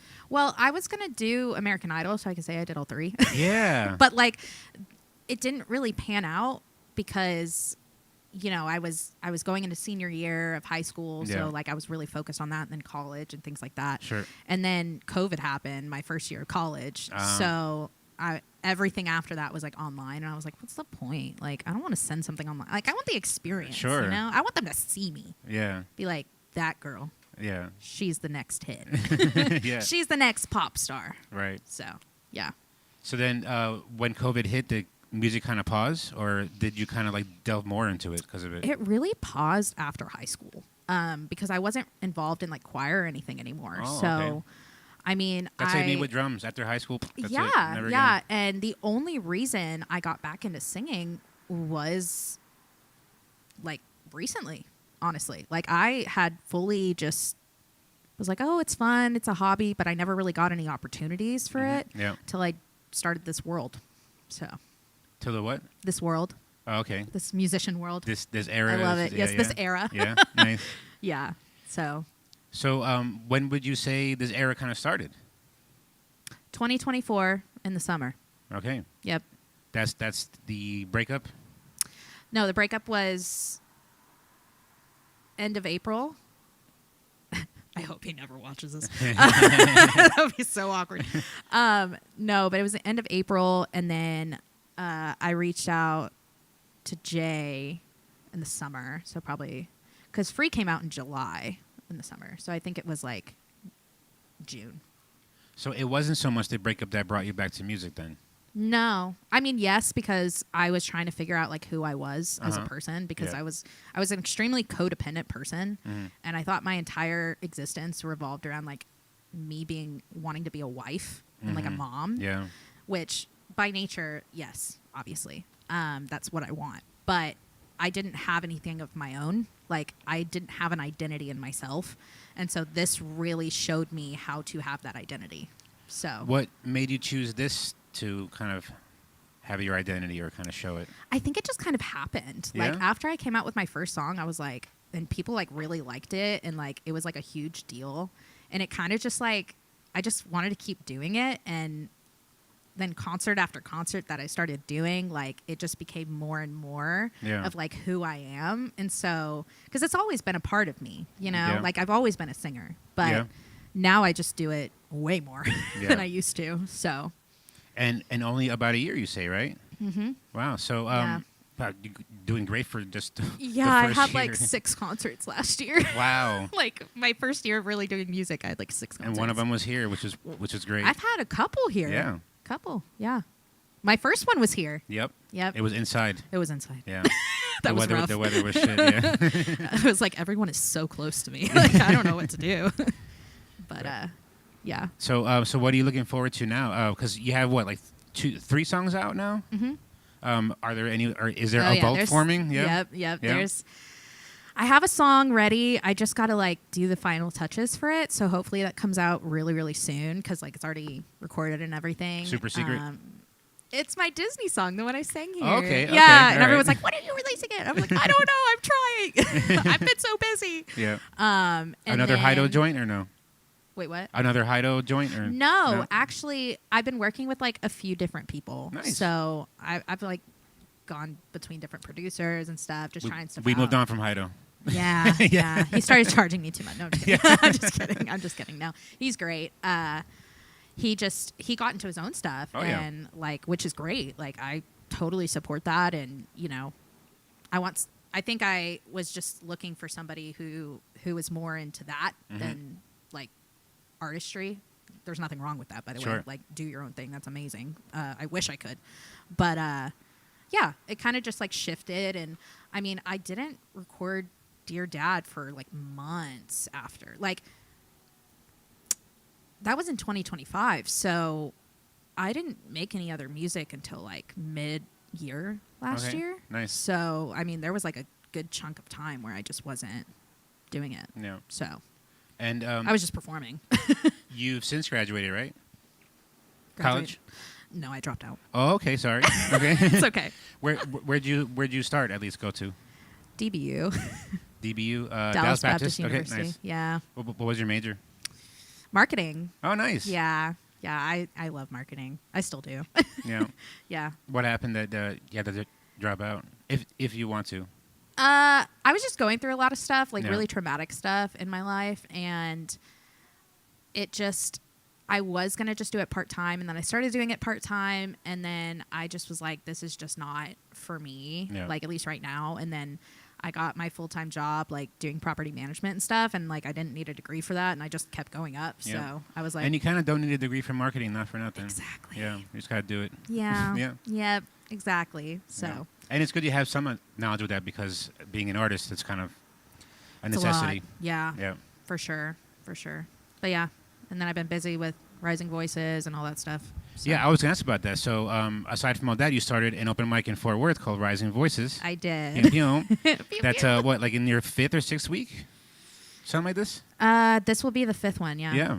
That's crazy. Oh Yeah. my gosh, that's wild. So how did that come about? Because I know you from the Love Mic. Yeah. But yeah, if you're coming from well, you live in Dallas now, so it's Yeah, not I a live in far drive. Dallas. But yeah, so what made you want to go back to Mansfield or Fort Worth area to do it open mic there? You know, it And wasn't have because that of travel. Fort Worth. Yeah, no, it literally. So everyone kept saying to me like, Maddie, you need to host your own open mic. Like, you'd be so entertaining. You'd be so good at this. And I'm like, maybe, I don't know. Like, Yeah. I don't. And so I just kind of like sat with it for a while. And it's funny actually because Gage and me, well, he invited me out to Fort Worth to this bar called Pearls. And it was a Wednesday night. It was karaoke night. And I was like, why am I going out on a random Wednesday to Fort Worth when I live in Dallas? Like, Yeah. I have work tomorrow. Like, what am I doing? Yeah. But that's how I met the owner of the venue that I'm at now. Okay. Is because he took me there and Nice. introduced me. And then I was like, you got an open mic? Yeah. I was like, Nice. and then we talked for a while and it just kind of happened. And I was very blessed. Like Eric, the venue owner, is just amazing. And he's been so helpful for me and everything, which is great. And there's a lot of really cool events and stuff at that venue too. Yeah. They have like gunfights and stuff. It's a cool place, and Yeah. I like their ancient Egyptian kind of decor. Yeah, I don't know what Yeah. that's about. It's interesting. But Yeah, because I'm like, what? Okay. yeah, Yeah. it's fine. Horace Hall. Oh, okay, yeah, that makes sense. Horus Hall, yeah. I don't get it. Horus is Egyptian god. Yeah, yeah. I literally work Little there and I don't fun- even know. Fun fact for you. That's hilarious. Yeah. Wow, I knew I was going to say something. Yeah. That went right over my head. But yeah, Well, now you know. now I know. Yeah, so So what are your goals or your future goals for Rising Voices? man, there's a lot of stuff in the works Yeah. right now that I can't really talk about yet. Okay. But I'm super excited. It's gonna blow up. I'm really excited. I have so much faith and confidence in this that I haven't ever had before. Good. And I'm just so excited to see where it goes. Like I'm all about that community and like I really love like supporting my friends as artists too because I know how hard it is. Yeah. And I'm very much a go-getter, which is why I've had so many concerts last year because I've just like inserted myself. But not everyone's like that. Nope. And so I wanted to make a platform of like for like a featured artist and then an open mic at the same time. Right. Which I absolutely love. And I mean, people have been so supportive. I met some amazing people. That's kind of how I first started the open mic here because I was terrified about not having any acts for open mic. Yeah. So I was like, let me invite at least 3 people, so we have at least 3 people. Exactly. And then it kind of just snowballed I from there. had a great turnout the first Yeah. time. That was Yeah. crazy. Yeah, you were there. Yeah. That was crazy. I was It's like, a freaking drive. do I but do? We got there, yeah. no, I know. It's a Yeah. drive for me too. It's okay. Yeah. But I absolutely love it. It's so much fun. And it's funny because Gage was just saying like how he went from entrepreneur to artist. I'm like flipped. Yeah. I'm like artist to entrepreneur. Yeah, nice. So So is this kind of like, do you see this kind of maybe taking over the music thing? Like the sort of entrepreneurial era, maybe?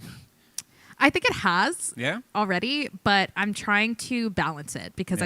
I'm still an artist and I still want to make music and it's my therapy. It's my coping. It's how I cope. And I've been kind of slacking off a little bit but it's still like my open mic's new, so that's kind of why. No. I've been fully focused on it, and it's been so much fun though. Yeah.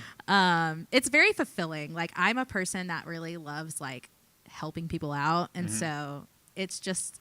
It's a good feeling, It's right? such a Yeah. great feeling. Yeah. Like it fills my cup, and I'm like, okay, Yeah. I love this. It's the same feeling I get doing this Tiny Stage thing. Yes, it's Like, so much fun. My favorite part of the Tiny Stage sessions is watching all of you afterwards and how you guys are literally like buzzing, like you can Yeah. like see the energy coming off of you, and you're like, oh my god! And it's Yeah. just this little stage. I'm like, you're not playing in front of like 200 people or anything, but yeah, just that kind of that buzz, and I'm like, oh Yeah. my god, we sparked something in that person. They're gonna go do it again somewhere else and bigger. You Yeah. know what I mean? Yeah. Yeah, and I've had some great people at Rising Voices, like just besides Eric, like we've had great bartenders, and they also do these gunfighting shows every Friday and Saturday night. Yeah, what's which that is- about? Gunfight? I'll have Indio explain that later. Okay. They're not real guns, I guess, right? Yeah, kind of. What? Yeah, they are. Is this some kind of like It's rubber underground bullets, secret though, thing they're not supposed? Okay. right? Yeah, he's like, "Here's a guy. We'll talk." They're real guns. They're real guns. Live Live rounds. Yes. Okay. However, all we do is like put together and then we shoot flight together. Okay. Yeah. Yeah, that was So an it's like a explanation. duel. Yeah, it's like a duel. They wear a balloon on their like chest and then on their head, and whoever like you have. It's a quick draw. What if thing. have people been hurt? Him? I mean, like if you miss and you like. But what if they're going to your head and they hit your eye or something? Oh, you wear a mask. Okay. Yeah. Good. No. Yeah, you have gear. Oh, Like, okay, you I have a lot gotta of check this stuff. out. And anybody can do it, or is it?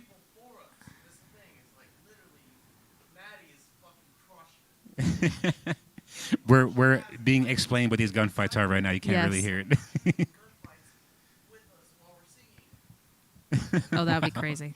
Yeah. Can anybody do these gunfights, or is it only like the employee? All right, I got to come out to one of these. That'd be fun. as Dude, hell. they're entertaining.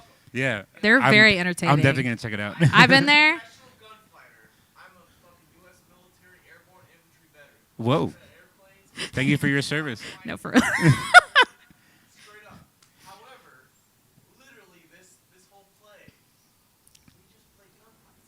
You get a fucking 6-shooter, and you're Yeah, it's Wow, very all much right. like It's very old, like old west. Western. Yeah. That's freaking awesome. Which is Fort Worth. I you mean, gotta which check. is- You gotta incorporate that to your Rising Voices open mic somehow. I know. That'd be Well, so I cool. try to hang the flyers and stuff because it's a really cool thing. Oh yeah, shoot the flyer, like kind of thing. Shoot the flyer. No, I said thought- hang the flyer. Oh, but I thought like a sort of play on that, like during the gunfights, as a way to advertise for their Rising Voices, is they shoot one of your flyers. Oh, See? I don't know. Think about it. Think about it. But Okay. for real, I mean, it's not about like Shoot one of my flyers. it's because if so, this gunfight happens for people that maybe don't know about Rising Voices, right? Yeah. So a way for them to find out about Rising Voices is shooting the Rising Voices flyer, because they're like, "What are we shooting at? What is Rising Voices? Oh, it's an open mic." I'm telling you, I'm a marketing brain too, all right? Okay. Okay. Period. Think about it. Yeah. No, but it's been a great experience, like overall. I've had so much help, and it's just been a really great experience. What's been your biggest challenge so far? Because I know there's a bunch. Gosh, my biggest challenge. Sound. Yes. When right? CMR is not there, I'm like, what do I do? And it's funny because I have amazing people that help me out because I don't know what I'm doing half the time. I know most of the things, but not everything. And so they literally labeled all of them for me. Yeah. And I turned one all the way up. Apparently, you are Ooh, not supposed nope. to do that. Yeah. And I got in trouble. Yeah. Not real trouble, but like they were like, oh, don't do that. I was like, oh, it's been like this the whole show. I don't know what to tell you. Yeah. But it's fine. Yeah. I so, learned. So are you kind of like dabbling in sound engineering ish, like kind of to learn that I have better? to. Yeah, you kind of have to. And yeah. and I'm the type of like business owner that I want to know all of it. Yeah. Because I can't rely on people, especially if I'm not paying them. Like I'm not gonna Yeah. use people and be like, oh, you're not here, like you're getting in trouble. Like no, I as a business owner, like I want to know how to do each Yeah. thing in general. Like I don't have to be a master at sound or anything, but it's a big piece, because if it you don't is a have that, you huge- have no show. I so know. yeah. Stressful. Yeah. I know. But It's a constant thing. Like, yeah, trust me. yeah, and I think marketing was hard at first, but I think with having a featured artist, that really helps bring in Yep. people that wouldn't normally come to the open mic. Mhm. They'll come to watch somebody like a concert. Right. So that's been really really helpful.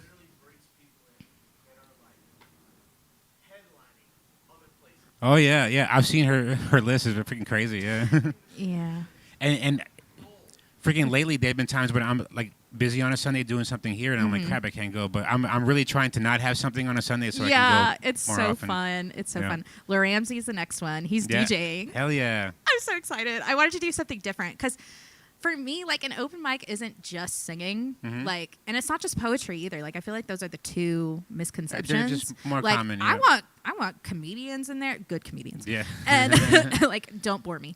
And then like DJs, things like that, Yeah. because that's artistry. I want to Like, have a dance battle here sometime. Oh, that Yeah, would be like have so fun. the DJ over here on the little I feel riser like part, and Ramsey then could do both. Yeah, for sure. Yeah, put on the track and then DJ. go out there. Do that. That'd be awesome. I can't do his move. But Yeah, I hope you watch that. I learned it real quick when I was at the Love Mic. I'm sure you I did. love it. Yeah. But yeah, so So when about are we thinking about releasing some new things ish? soon. It's just whenever it feels right kind of thing, or whenever Yeah, happens. I just gotta do the cover art and stuff, which I'm working on. But once that's done, all like, yourself. Yeah. Nice, good. Well, I mean, I have a photographer and stuff, but it's my cousin, Nice. Josh Streeter. Yay. He's a great photographer. Nice. He does all the photography for Rising Voices, so he's amazing. So y'all should book him. with Rising Voices, how's it been getting people that maybe aren't artists that are just going to watch? Do you get some? Yeah, Yeah. that's what Because helps it's with also the a featured bar, artist. so like that helps, right? There's a bar there. Yeah. Yeah. But it's not like just a bar, so I think Yeah. that that's harder for people to understand that Mhm. because it is a venue. Right. But yeah, I mean that's what I have the featured artists for, because I have a lot of people that Yeah. aren't musicians or anything, and they'll come just to watch, and then they'll stay and have like a great time. That's probably the number one thing that you'll get, like good featured artists, because they're Exactly. they're getting new eyes on them. Yeah, yeah. absolutely. Especially in Fort Worth, they might not be from around there, so they'll get some. Even exactly, different that's what I'm fans. saying. Yeah, Yeah. because all my people are basically from Dallas so far. That's my biggest challenge with the one over here is trying to get people that are not artists, that are like from the area around here, you know, that just yeah, you got a great so setup often, too. So often people are just walking by, like on Friday and Saturday we had big shows here, and they're just walking by Sunday too, and they're just walking by and they're like, oh, you know, what's happening here, and then Yeah. now you have another fan, and now they know that we have things here, so it helps everybody. But Listen, I had a Valentine's theme one, Yep. and I blew up a whole giant 4-foot duck, okay, and called him Brad. yeah, He was Brad, the emotional support duck. We love Brad. I have so many pictures of people with Brad. It's hilarious. But I put it outside, and I literally had people come in just because of the duck. Yeah. I was like, marketing's marketing. Yeah, I don't that's it. care. Yeah. Like, I'll be ridiculous. I'll show y'all how crazy I am. yeah, That's fine. Hell yeah. I'm the host. I can do what I want. right, hell yeah, To a point. yeah. But yeah. So, are there? Well, you said there are some big things planned that you don't want to talk about yet. I can't say yet. That's respect. Unfortunately. No. I want to, but I can't. That's all great. We just have to make sure that we're going and following the Rising. What's the Instagram for Rising Voices? Rising Voices DFW. Rising Voices be DFW to keep up with all the latest. Yes. Rising. Yep. Not raising. Rising. Rising Voices. No, I've made that mistake. I don't know how many times where I'm like, I can't find the Instagram because Yeah, I know. I'm doing Raising Everyone's Voices. saying yeah. raising. It's Yeah. rising, y'all. Like Yeah, a sun. like- no, yeah. rising. Right. We're trying to. Yeah. Right. Horse hall. Ah. There you Yeah. go. That's right. It was the sun god. Oh, Yeah, that was good. That's That was right. good. Nice. I didn't even think about that. Nice callback. Yeah. Not him being a part of this podcast with me, basically. That's funny. So, do you have any shows coming up or anything that we can see you? No. Because you're busy with the I with know. the other I thing, haven't yeah. booked anything. I'll probably be here at some point. Yep. Knowing us will probably get me in the works here again. Yep. Because that was fun. Other than that, no. I'm waiting to release a little bit more music to start booking places again. But I've really just been focused on my open mic. And do you think you're going to be a featured artist at the Rising Voices sometime? You know, I or thought is about that kind of that. like too tacky or That's- something? I don't know if I don't feels think it would be. selfish. Well, maybe not. Like if it was the first one, maybe. Yeah. But I don't know. I don't know. Like if you're releasing a new song, it's your open mic. I mean, yeah, for real, right? Yeah. If I start writing music, you better be damn sure I'm gonna be on this stage. I'll be like, Maddie, get out of here. This is my stage right now. Yeah. That's right. Yeah. Yeah. Yeah. Yeah. But someone told me about like having like a founders night kind of deal. Ooh. So which would, I mean, I like for the first timers or kind of thing, or like no, like the founders of Rising Voices. So it'd be and- me. So it would be like the the founder. founder. Yeah. Yeah, whatever. Could have Eric up there. Just kidding. No. Yeah. What? We're getting I'm heckling too from the audience. ADHD for this, y'all. just I'm sorry. right here, I'm right like here, yeah. blocking. I'm right like, here, right here. What's happening? I'm off my meds. There's I'm just nobody kidding. else here. I'm just kidding. No, but yeah, I absolutely, I don't know. It's just, it's gone so well, and like, it's funny because this is gonna make me sound really cocky, but I'm not. when I say this, like I'm genuinely saying this, like when people tell me like I'm doing a great job or like they're so proud of me, like especially people who have seen me from the start to like now, like just with Rising Voices, like it makes me want to cry.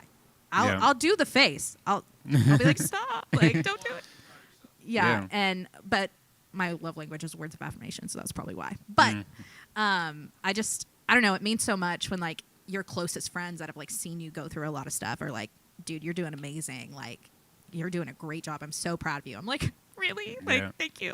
Because like I don't know, I think people think I have this like big ego because I started this, but like I don't. I just started it and hope for the best. I mean, I prepped for it, but the reason I'm so confident that it's going to take off is because I'm so passionate about it. So I think that's really where that stems from. I love it. That's great. No, I'm the same way. If you start talking about soccer, I'll be like, wink. I'll start stuttering like a maniac because I'm excited and everything. Yeah. No, but that's really awesome, and I love your mentality about like it's so simple as like I want to do that too. Yeah, exactly. You know, whereas most people will probably be like, I can't do that, so why even?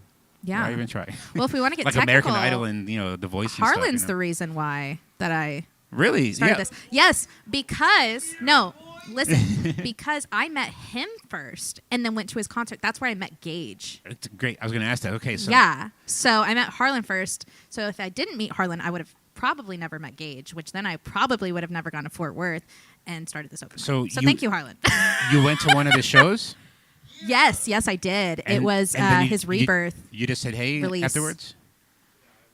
Yeah? Yeah. No, it was I really met Harlan at Love Mike, and then I was like, I'm gonna invite you to everything. Like you're gonna be my music friend. Like this is gonna be great. And then there was another JoJo Jam before I performed, and I was like, Harlan, like we're all going out. Like come on. And he was like, okay. And I was like, really? I was like, yeah. And so that's where like me and him became really close friends. And then that's when he invited me to his concert, and I went, and that's where I met Gage and Tiger and Jillian and Michael, all of them. So. That's where I met them. And the chicken tendies were born. The chicken tendies were not born until recently. That's actually the funny part. Me and Harlan had this inside joke about, I'm going to explain it. It's happening because we're called the chicken tendies. So me and Harlan had this conversation a while ago, and we were just like, man, like it's so hard to like hang out with people now because like back in high school, like you just go to like Chicken Express or something. Like now it's all these like really... We go to the mall in Jersey, Yeah, exactly. Like you don't have to do things expensive, and now everything's expensive. Like going to get drinks is expensive. Oh, yeah. Going to do anything is expensive. For sure. And so we were talking about that, and we were talking about how much we love Chicken Express, and it became like a thing. And then I was like, Harlan, I think we need to get Chicken Express now because like we're both broke right now. Yeah. So we're not really broke, but and then Gage came into play. He was invited. I'm the counsel, but okay. I'm just kidding. No. Yeah, sure. But yeah, and so we literally all went to Chicken Express, and it was like the most like filling my cup experience. It was so great. It was so much fun. Like we all talked about life, and it was just great. And so we've just been all really good friends since. Like, man, with the three of you, it's probably like. Shoot, if you ever need any kind of motivation for anything, you can just reach out to one of these. Oh, Gage just yelled at me for stuff, so yes. Yeah? Like, why didn't you do this? He didn't actually yell at me, but he's like, no, not really. He didn't yell at me, but he keeps me accountable for sure. As he yells at me. No, he definitely keeps me accountable. And Harlan is like the motivation guru over here. Like, I'll have a phone call with him, and he'll just go on and on about how passionate he is, and I'll just sit there listening to him, and he's like, thank you for letting me yap. And I'm like, anytime, man. Like, you're motivating me, dude. Like, okay, let's do it. Like, and it's just great. Like they're some of my best friends, and it's just I'm so blessed to have met them and be able to like work with them and do fun stuff. So get Chicken Express. Yeah, I like your little video I saw. I was like, this is hilarious. You guys got to come out here and do this. No, it was Harlan's live. It was his birthday. Yeah. Oh, it was great. And I was like, how is this going to go? And it just happened. And then you were like, y'all are funny. And I'm like, yeah, we are. So that's how the chicken tendies were born. Right, guys? Yeah. Yeah, tendies. Well, your time is We'll get over. that- yeah, I we'll- apologize. We'll get the after one for that one. Special features. So Gage's superpower is kind of just like plowing through obstacles. Your superpower is kind of just like doing it. Like I see you I've as like heard that. this kind of playful character that's like, oh, I can do that. Boom, I'll just do it. Where like someone like me would be like, oh crap, I want to do that, but how am I going to do that? And let me worry about this for a long time, and let me stress about all this and that. But you're like, I want to do that. Yeah, that looks fun. Yeah. Why not? Let me Like, go what do do I it. have to lose And at then, this point? then you just do it. but the problem is, it all hits me like right before. I'm like, what am I doing? Like, why did I think I could do this? I literally Yeah. had a phone call, and I was like, I don't know why I thought I could be a business owner. Like, I don't know what I'm doing. I don't know what's happening. And then my friend was like, it's okay. Yeah. Why are you doubting yourself now? It's already too late. I'm like, you're right. Yeah. Remember, just breathe. Yeah, just breathe. Just breathe. Yeah. You know, Jay actually sang that to me one night when I was crying. Really? Yeah, I was literally Aw. crying, and he was like, it's just like your song. Just breathe. And I was like, because it was a whole thing. It was Nice. really funny, but that's another story. Well, shoot, I'm looking forward to what the Rising Voices, rising, not raising, Rising, not raising. has correct. planned. Yes. Because yeah, you're around some awesome people, but your mentality, I don't see how you can go wrong. Yeah, and um, like I said, there's like a ton of stuff coming.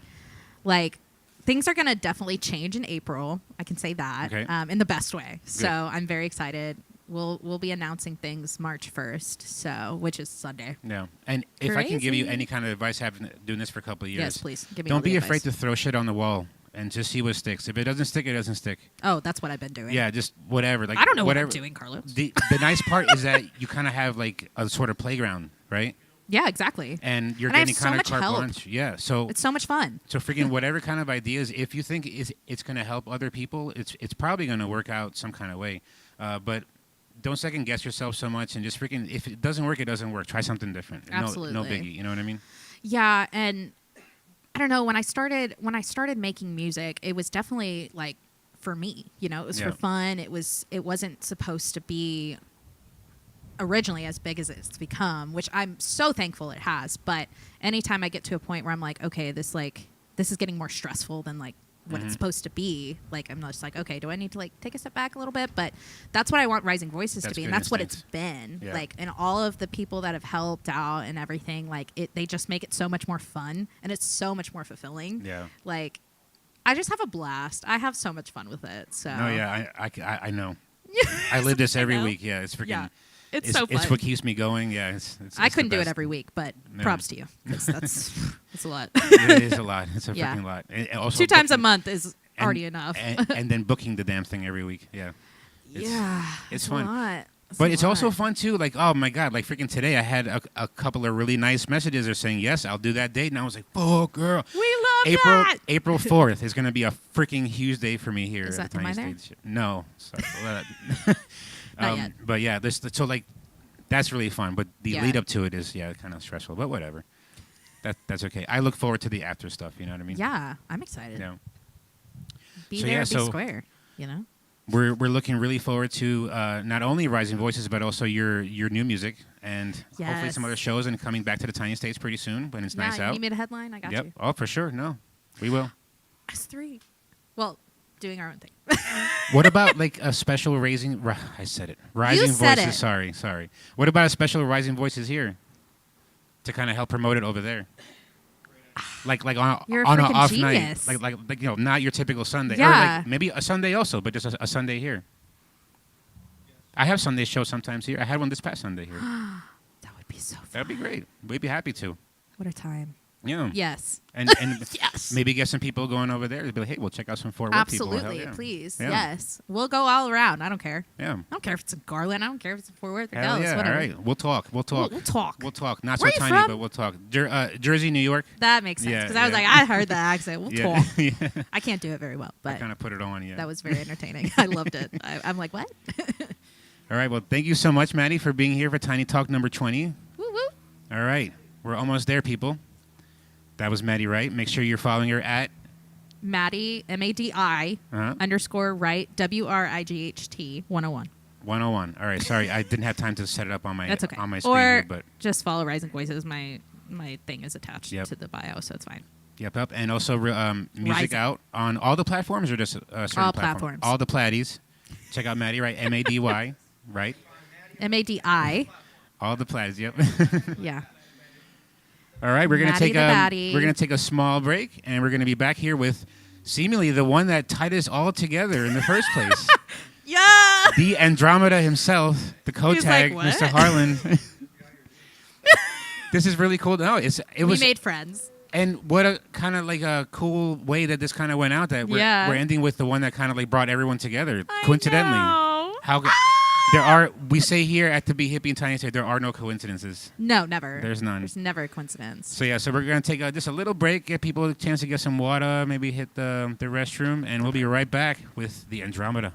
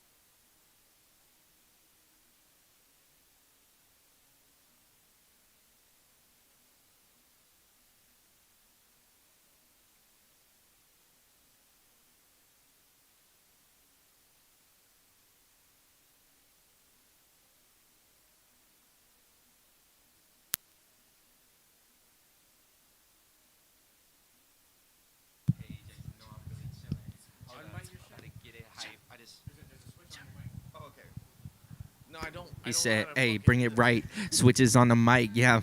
Flipping up, I be rapping off the mic, yeah. When the drums just be going in, you know I'm flowing, damn. Came to entertain the crowd that be tuning in. Shouts to my dad, he believed in me from the very beginning. Now we switching, now we kicking on the stage. Tiny stage, about to elevate. Are you with me? Hey, by the interview, I be hippie. Shit is so insane, but you know I'm feeling swifty. Hey, cause my fans showing up to the shows now. Looking way too fly, that's a goat, wow. I don't really want to been listening to what you're saying, always everything that you're fucking doing, really fucking doing everything that you're proving because you're such a man. Here we go, it's okay because you're such a fucking pro. Yo, listen to me, do we what? Listen to me, motherfucker, I just slut myself out because I fucking love women and I do the thing just because I really want to fucking don't know. Please don't do that to me because, oh no. Come on, man. Come on. When you say you're on YouTube, that's a Bro, problem. let me hang. Go back. Well, bring it back. That was fire. Bring it back. Boom, boom, boom. Yo, listen to me as I motherfucking flow. It's okay because my name is really Indio. Last name, Flawless. It's okay because I'm fucking flawless. Yes. Everything that I fucking do is... Yeah. Yo, No. listen, now, here I go. I don't really motherfucking care how I flow. It's alright because I am such a fucking hoe about everything that I fucking do. Look at the fucking place that I'm trying to crew. I don't really give fuck. We out here, bro. Come on. Give it up for Indio Lawless, bro. Thank you, Indio. Thank you, Indio Lawless. You can find him at the Rising Voices open mic. Incredible. Incredible, bro. I'm glad we did that. That was actually a good start. That was for the good to warm energy, up, yeah. You know? We're kicking off to a good start right All right. No, don't do that. now. Yeah. All right, everybody. Man. We are here with the none other than the We here. Andrømeda, a.k.a. Kotag, Yes, sir. a.k.a. yeah. Holland. AKA Harlan. Yeah, that's my real name. We got any others? Oh, man. You know, I'm a brother, a son, you know, There a we go. friend to many. So I guess that'd be my first question because when I first heard about you, like I knew you as Kotag. Yes. So when I heard about Andrømeda, I'm like, who's that? And then I heard them talk about Harlan. I'm like, who's Harlan? Yes. Like are these different personas or? Yeah, I'd okay. love, dude. Yeah, it's good to clear the air on this. Yeah. God, yeah.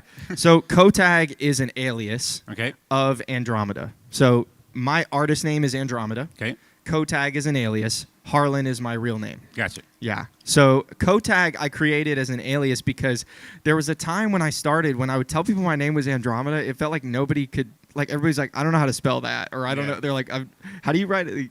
So or they'd forget it. It just wasn't like memorable to people, I guess. Yeah. And so I was like, let me come up with an easier name that people can recognize. That's quicker to say, So Kotag. It's fun to say Kotag. Yes, I don't know why. and it's actually an acronym. It stands for King of the Andrømeda Galaxy. Hey, all right. Yeah. So that was gonna be my next question was what inspired the name Andrømeda? Was it the Andromeda It's Galaxy? a metaphor, or- dude. Yeah. Okay. Well, two things. I'm a big outer space nerd is the first one. All right. Andromeda is the name of the closest galaxy to the Milky Way. Okay. And it's a metaphor for following your dreams. Like if I'm Andromeda and the Milky Way is my dreams. This is a real life fact, by the way, that I learned from a Vsauce video. Shout out to Oh, cool. Vsauce. Big nerds out there will know who I'm talking about. It's on a collision course with our galaxy. So the two galaxies in like 4 billion years will collide and become this mega galaxy. Interesting. And I always thought that was a cool science fact for my nerd brain, but also just love the metaphor of like, you know, it might take a long ass time, 4 billion years, right?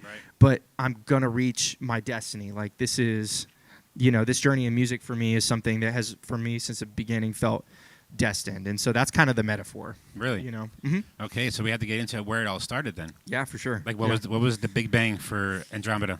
Man. Well, I grew up in a musical family, so Okay. it started, you know, probably from my parents. My dad plays multiple instruments and sings. My mom is an incredible singer. Cool.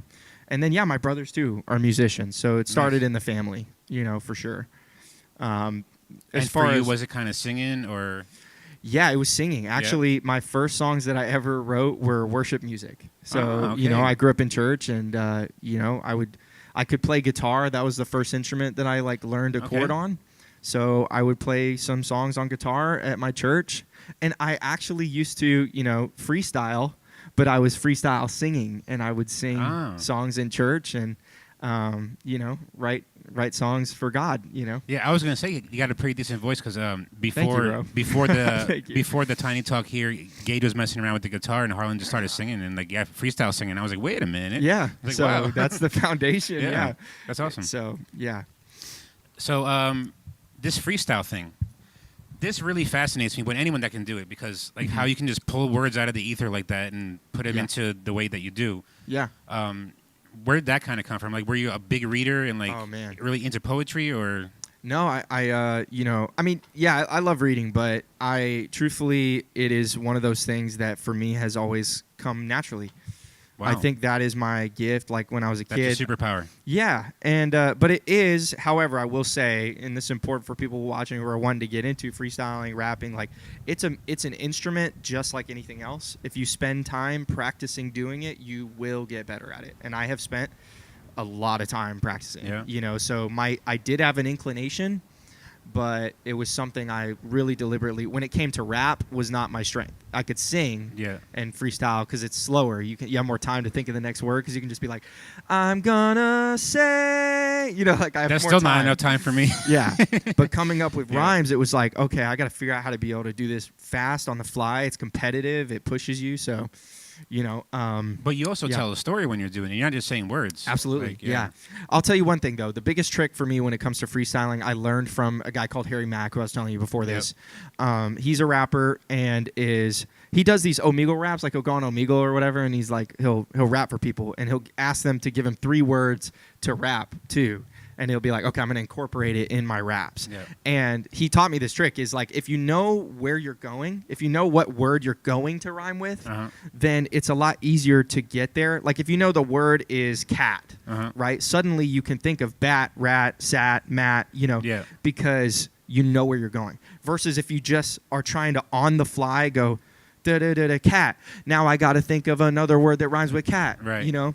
So, but he does it backwards. He goes, I'm going to find the words that I'm trying to get to first, and I'll work my way to them. Nice. So that even if you don't rhyme perfectly, you know where you're going, and you can kind of skip a couple lines. So anyway, it was a great method. Because I was going to ask, how do you practice freestyle? Is In that the car. kind of a good way to do it too? Is kind of like pick a word, but get to that word? Yeah. So, dude, I'll literally do it in the car. So when I'm driving, I'll turn on beats. And I will just play a playlist, and I'll look at things that I'm driving by on the road. If it's a road sign, I'm like, hey, I'm feeling so fly. That's a road sign, and I'll look for the words that, I can rhyme with. Yep. All right. I got to try this now when I'm driving. So, we could, if I'm doing it now, like I said, it's like I can look around at even just, hey, I'm here to rap feeling inspired. To my left is Carlos next to fire. So I looked at the fire, and I knew before I even started that line that the word was going to be fire. Hell yeah! Wow, I love how I make it seem easy. I know, guys, works. but it's not. It's not. No. It's truly practice, just like anything.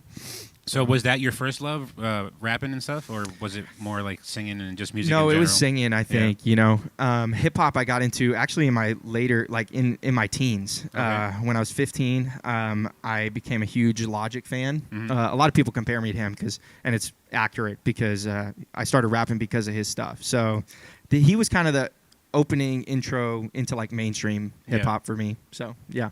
Nice. And that was around when? Ish in your life? 15 years old, okay. When I started listening to him, and then I started writing my own raps when I was 18. All right. So yeah, I'm 25 now. And yeah. And was this more of a kind of hobby when you started it out? Like it's kind of like I had this capability, but it has to come out in some kind of way, or? No, I'll be honest. It was a very particular dream and vision that came to me, man, when I was 18. Like I was so inspired by. Particularly Logic, I'll credit him with a big majority of it, because he wrote motivational music, and I wanted to do the same thing, and it just felt like a calling. My first song ever is called Destiny because I felt like I was meant to do this, and so I don't know, man. When I was 18, I just feel like I was handed, this vision that was bigger than me, and I trusted it, bro. I was like, I trust this. Like, what it just did felt this like vision look God-given, what I'm doing now, honestly. Yeah, like it's bigger still, but like, man, dude, the beginning was truly very humble place. I just wanted to be able to record and make music of my own. So there's that. But then the greater goal is really to just inspire people through my work and sort of show people that, you know, making it is looked at incorrectly, I think, in the industry because we worry about the industry. You know, you kind of get sold this dream that music, you either make it in music or you don't. Right. I don't believe in that. I believe making it is actually an internal state, not an external one. And it's more spiritual for me. But I think, truthfully, it's just, inspiring people through my work genuinely because my audience to me is that kid who is like, I wasn't cut out for this, dude. Like, yes, I grew up around music, but out of all my family, I wasn't the like the guy, you know, to do this. Yeah. So why would you say that? Just because, you know, my brothers were objectively more talented than I was, like, you know, and I have 6 brothers, so, you know, big family. Wow. Yeah. And for a time I was all in music? Yeah, they're all in. Well, they all do music. Not all of them do it for career. Like some of them are pursuing like medical field and engineering and stuff. But they all are capable and do it as either as a hobby or as a career. But yeah, I just the bar was set very high. You know, my mom is incredibly talented. Like words can't even describe. You know, and so I think for me, it just always felt like, you know, I was kind of. My strength was lyrics, but not my voice. Like I wasn't a singer. I could carry a tune, you know. I wasn't the like prodigy talent, you know. And so I think that's why I gravitated to rap actually, because I felt like I couldn't sing. Oh, wow. And so I was like, it's easier to, you know, let me lean into my lyricism talent and I'll rap, you know. So yeah, I think, you know, that my mom told me too, and she did this from a place of love, but she was kind of my first doubter. When I told her I was going to start producing my own stuff, she was like, Harlan, you're not really a front man. You know, you're not like the main guy, you know, because your strength is like you're a backup singer. You're like, she knows the industry well and she had experience herself. And so she was like, you know, truly telling me like your role is better fit, like more in the background. But like I said, I had a vision of this, like performing, being an MC, being energetic and active on stage. I can't even imagine you in the background of something now. Wow, that's a huge. I appreciate that heavily, man. Like that I'd be like, speaks to that vision. Why is he not in the front? Yeah, that speaks to that vision. So yeah, I think, you know, I think God hands us things, you know, and we have a choice to, you know, like step up and accept what He has for us, or we can say no. Either is okay. I just know when I saw it, I was like, yeah, I want that, you know. So has this relationship with God always been a thing? Yeah, always, man. Yep. Not always religious, but always personal, you know. Yep. And it obviously kind of guides you now because, you know, with your music, you can really tell. Thank you. Yeah, 100%. But, it doesn't seem like it's always been an easy road, though. No. Because I've seen your TikToks and, you know, some of your stuff, and you have a lot of good advice for getting through some tough times. Yes. So you usually don't have that unless you've been through them yourself. Unfortunately, yeah. Yeah, definitely. So what would you say, we don't have to get into specifics or anything, but what would you say were those kind of tough times like? Man, I'm a pretty open book, to be honest. Like, I don't mind talking about this because it's important. You know, sharing my story is part of, you know, like I said, the first thing being just, like I said, I wasn't cut out for this, like objectively.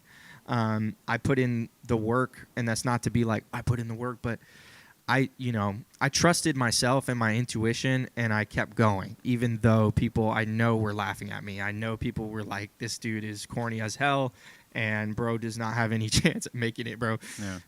But I just I found a passion for the process and just kept going.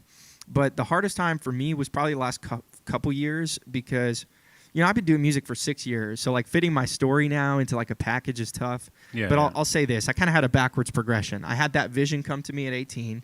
And for the first 3 years after that of me making music, I was on fire. Yeah. Like, passionate beyond measure. I believed there was nothing that could stop. I'm capable of doing anything. I think I was also aware of my age, too. I was like, I'm young. I have time. I could fail and fail and fail. Time, still start over.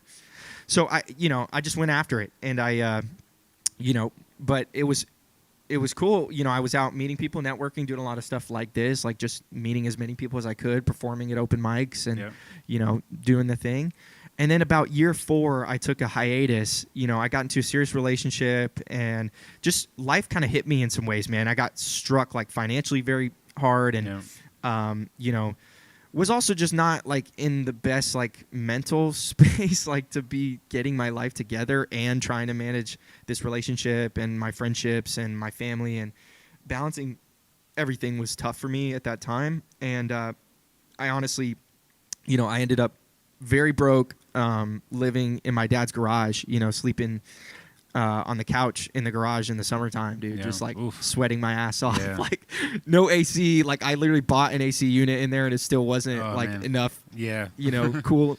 So that was the toughest. I would say that is the toughest mental space for me, was living there. I remember when, you know, just waking up was a win for me. Like I had to really convince myself, like, to count every win. Kind of like Gage was talking about earlier, counting your balloons. You know, I was like, okay, I woke up.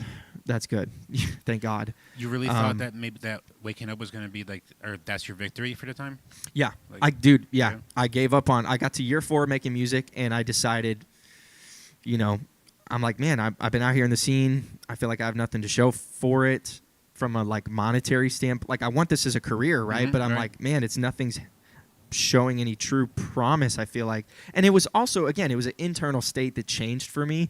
You know, I think during that relationship, I honestly, you know, I prioritized, you know, the relationship over myself, over my dreams. And, you know, there's nothing against her. Just like truly, I was just not in a mature place to set boundaries for what I knew I wanted for my life and needed. And, you know, so yeah, it put me in a low state of confidence. Like, and because of that, I started questioning, man, myself. Like, I'm a very deep thinker, overthinker, and I just went down this very rough anxiety rabbit hole. Was also going through spiritual transformation, and you know, encountering God differently than I sort of had in the past. You know. And just, I don't know, trying to figure out what I believed and what I stood for. And because there was no anchor when there used to be, I felt like I was just drifting. And I was actually, you know, it's like, I feel like most people, you kind of have this progression of like figuring out who you are. For me, it was, I know who I am in years 1 through 3. I knew exactly who I was and what I was meant to do and what I was meant to be. And I felt myself choosing to abandon my purpose out of fear of taking up space. And I was like, taking up what space. Am I doing? Yeah. Wow. Yeah. That's amazing. And now we're out here doing this, man. No, you know, what you're talking about is very similar. So my background has been in soccer. Yeah, I played a little music, whatever, but it's mainly soccer. Yeah. And got all the way up to semi-pro and everything. But it's the same kind of thing with athletes. Probably in general is that like you know what you want to do, but man, the likelihood of you coming out to do what you want to do especially like as a living, super slim. But it's the same kind of projection where it's like you know what it is, and then literally, I had to like literally, man, it was the bad part with sports is that your body tells you to stop. And you can't really like fight it too much. You know what I mean? Definitely. And then the psychological blow that's a big part of your identity that you have to walk away from. From what age did you start playing? Like 10 years old till I was like till my legs couldn't do it. You know, I got out of shape and stuff, but I played college for a couple of years, then played semi-pro in Jersey. Okay, yeah. And then in Texas here, when I moved here in Texas, I started the first semi-pro soccer team in Denton. Yeah. Because it's a lot of the stuff that like I'm doing here is like I like seeing you guys kind of progress and stuff. Yes. But yeah, it's a huge psychological blow. But why I say that and why it's impressive to see where you're at now and how you kind of come out of that. Man, like I was telling Gage, is that you can have, and Madi too, is that when you have these kind of things happen to you, it's so easy to be like, all right, well, fuck it. Yeah. And then I kind of give up. But there's something in you that kind of goes, you know what? So, like, what was that? Because you did kind of feel that. Yeah. So what was it that kind of, like, made you start to kind of stand up again? Gage. Yeah? Yeah. Meeting Gage when you were a Gage waiter? and I were already friends. Okay. But, so yeah, Gage met me in like somewhere between year 3 and 4 of me making music, and so he kind of met me on the decline of confidence. Okay, you know, he didn't know that. Like I probably seemed confident when I met him, but I was internally beginning to feel like I wasn't cut out for this. You know, I'm getting too like whatever. And we met for coffee, you know, and he just encouraged encouraged me. It was right at this peak moment of self-doubt for me that finally someone else told me, like, you know, in this way that was just truly, I don't know. It was encouragement exactly when I needed it. Well, for both of you, that's what's so freaking cool about hearing this story, especially like all tonight, is that it was the same for both of you, that meeting. It has been a beautiful there journey, are no man. coincidences, And it's, again, I truly think it is a God thing. There's no coincidence to me there. I think Gage came into my life to lift me up the same way I came to lift him up. And, he's truly my brother to me. And, like, That's beautiful. You know, I can't even put in words, man. Like, it means a lot. So, yeah. So it was one day you were a dishwasher I was a dishwasher, at a restaurant or a coffee shop, was it? Or at a little bakery market kind of thing. It was called Third Street Market. Yeah. Still around? They're not the original owners. The building is still there. Okay. I think it's transitioning to a new ownership now. Even there was like a couple more owners that cycled through there after I left. So I was just curious because I wanted to go back to the the place where it all started. Yeah, man, historical place for me, man. Yeah. And you know, I will say I learned a lot being a dishwasher. You know, about that internal state, making it. You know, I took more pride in being a dishwasher than I sometimes do my current 9 to 5. Like, you know, why is that, you think? Because I learned, you know, that work is not what defines you. You know, I am not a dishwasher. Like, I am, you know, a guy who shows up every day and does his very best. And, you know, and it taught me like something, you know, a job that most people I feel like would look at as kind of lowly. And even I did. I learned to take pride in my work, you know, like I remember becoming the guy at work that they were like, oh, only Harlan can handle this many dishes. And I took pride in that. It was like, oh, cool.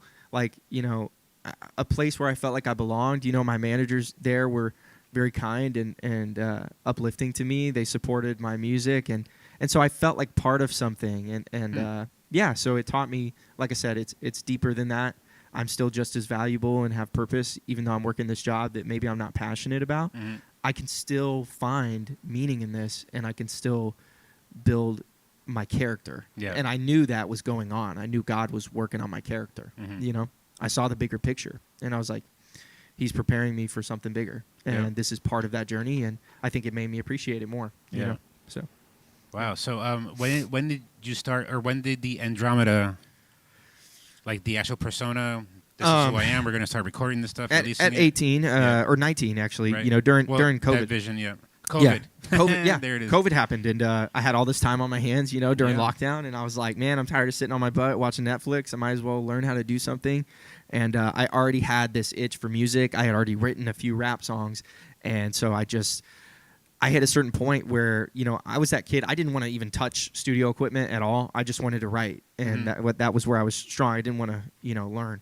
But, you know, I kept trying to reach out to producers, and it was either too expensive for me at the time or just they would fall through. Yeah. And so it just hit me one day that, you know, nobody can do this for me. Like, if I want this, like, I might as well just teach myself. Yeah. Best decision I ever made, by the way, because now, you know, I do everything, all of my music. I have complete autonomy over my music. Hell yeah. It's a powerful thing to have. And is all your music done by you? All my music is done by me. All right. Yeah. I can't take credit for all the melodies because, you know, I sample a lot of stuff. Yeah. So I'll never pretend like I do every single, like, I don't play every single thing. I could, but I enjoy sampling more and chopping things up, and so. So what instruments can you play? Guitar, bass, piano, drums. Yeah. Those are the main 4. How'd you learn all those?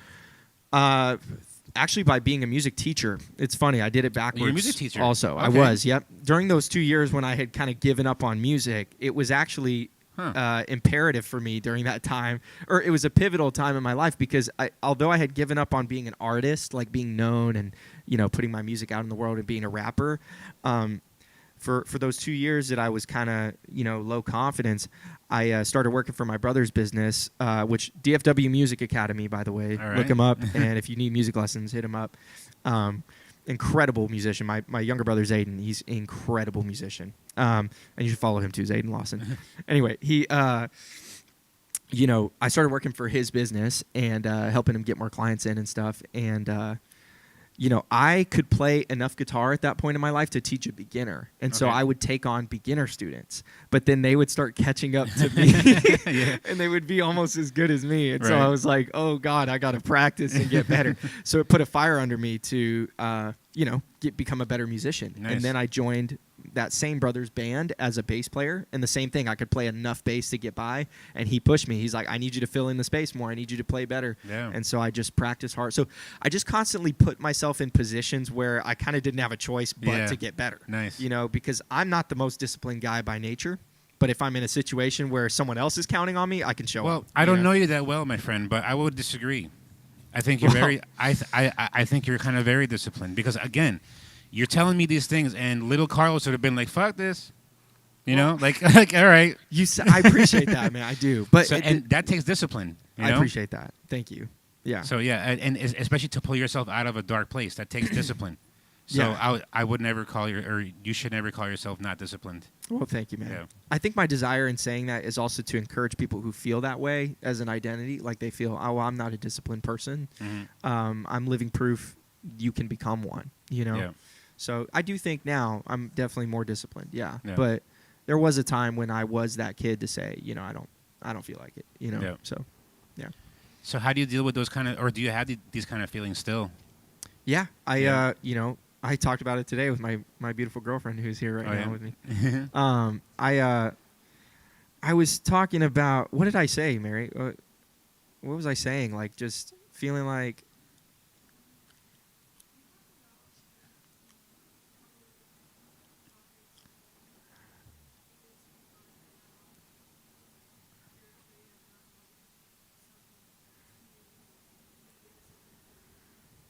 yeah, like, I had to kind of repeat that. Say that again.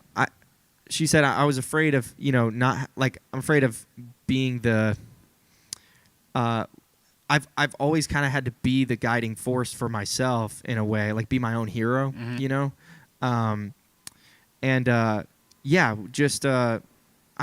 I really had to. I have ADHD, so like, I've truly had to rewire and restructure my brain. Yeah. In therapy, in just practice and day-to-day life. Like, I somehow taught myself how to understand my disorder and how to work through it, and become disciplined. Because people who struggle with ADHD and truly have it for real, like understand like the mountain that it is to do the most simple of tasks. And to the point where you're brought to tears and feeling like you can't even, do it. And, for me, I've struggled with it my whole life, So, did we lose camera? Oh, did my battery just die? Okay. Oh, man. It'll take a second. No worries. All good. Quick break, ladies and gentlemen. Huh? All good. Part of the journey.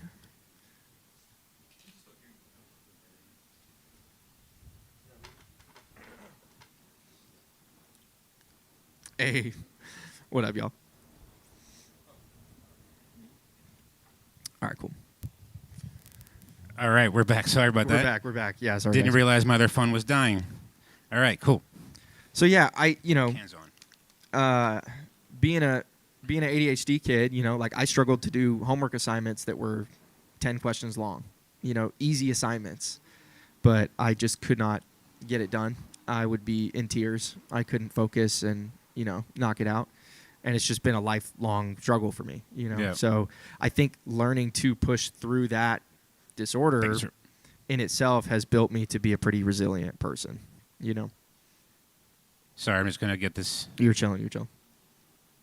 Freaking crap, man.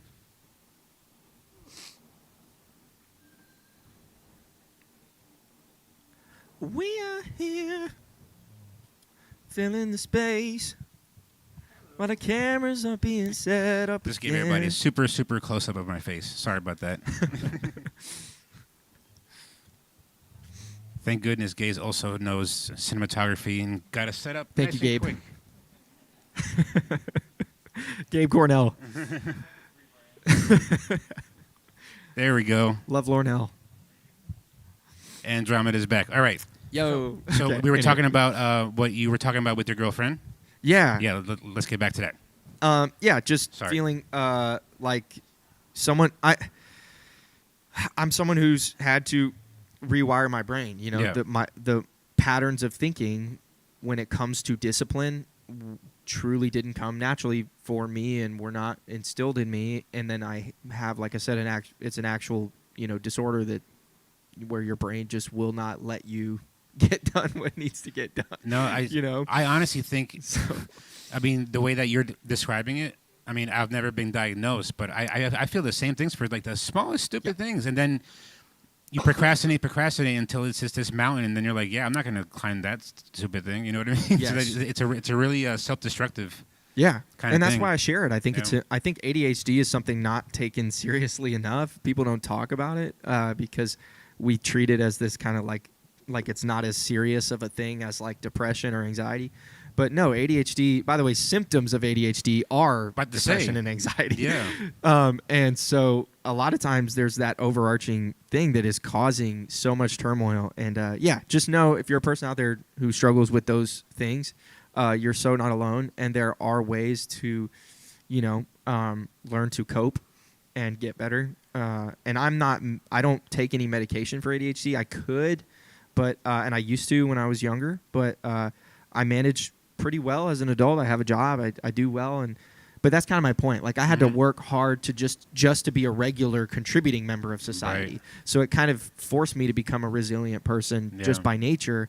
And so applying those same principles to my chasing my dreams made it easier So to make things happen. How did know? you rewire your brain like that?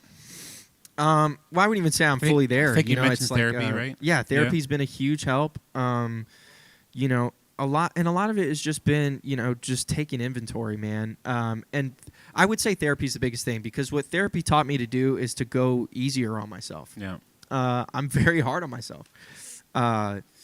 And when I learned like that, and then learning the disorder in such a way that you almost like learn to love it and you appreciate it as Yeah. part of you.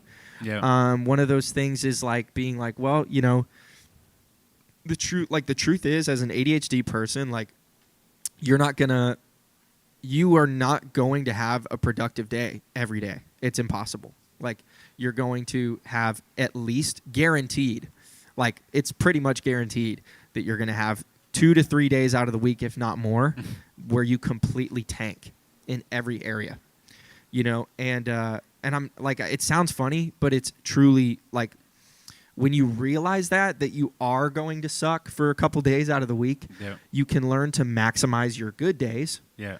and rest on your bad days. Because you were expecting it. Exactly. Yeah. And so you That's move. such a good way to see it. Yeah, instead of fighting against it, you learn to move with its waves and Yeah. realize that it's a part of you. Be like water, as Bruce Lee says. Exactly. Yep. Yep. So, yeah. Wow. Yeah, so I guess that's another question.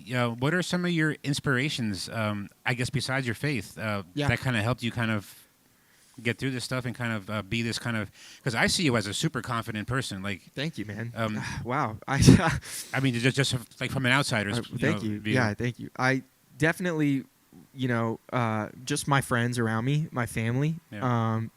are the first people to encourage me. My brothers in particular, when I was going through that time, I was spending time with them and Yeah. having conversations with them about how, I'm at the time 24, now 25, and talking to my younger brother a year ago, being like, dude, like, I swear I was like supposed to be doing more by now, and he was like, what are you talking about, dude? He's like, guess where I'm going to be when I'm 25? He's in medical school. So he's like, Yeah. I'm going to be broken in medical school when I'm 25. Yeah. So he's like, so you're doing pretty dang good Yeah. from where I will be at your age. And, he's like, I remember having that conversation with him and him just encouraging me to like take care of it's okay to live life, Yeah. know? I think learning to live life allowed me to step back into music as a passion rather than a obsession. And now that it's coming from that passionate place again, I feel obsessive about like because I'm Yeah. coming from this excited place. Like, oh, Yeah. I can't wait to get this done It lights because you up, yeah. this is so much bigger than me now. Like I'm helping inspire other people.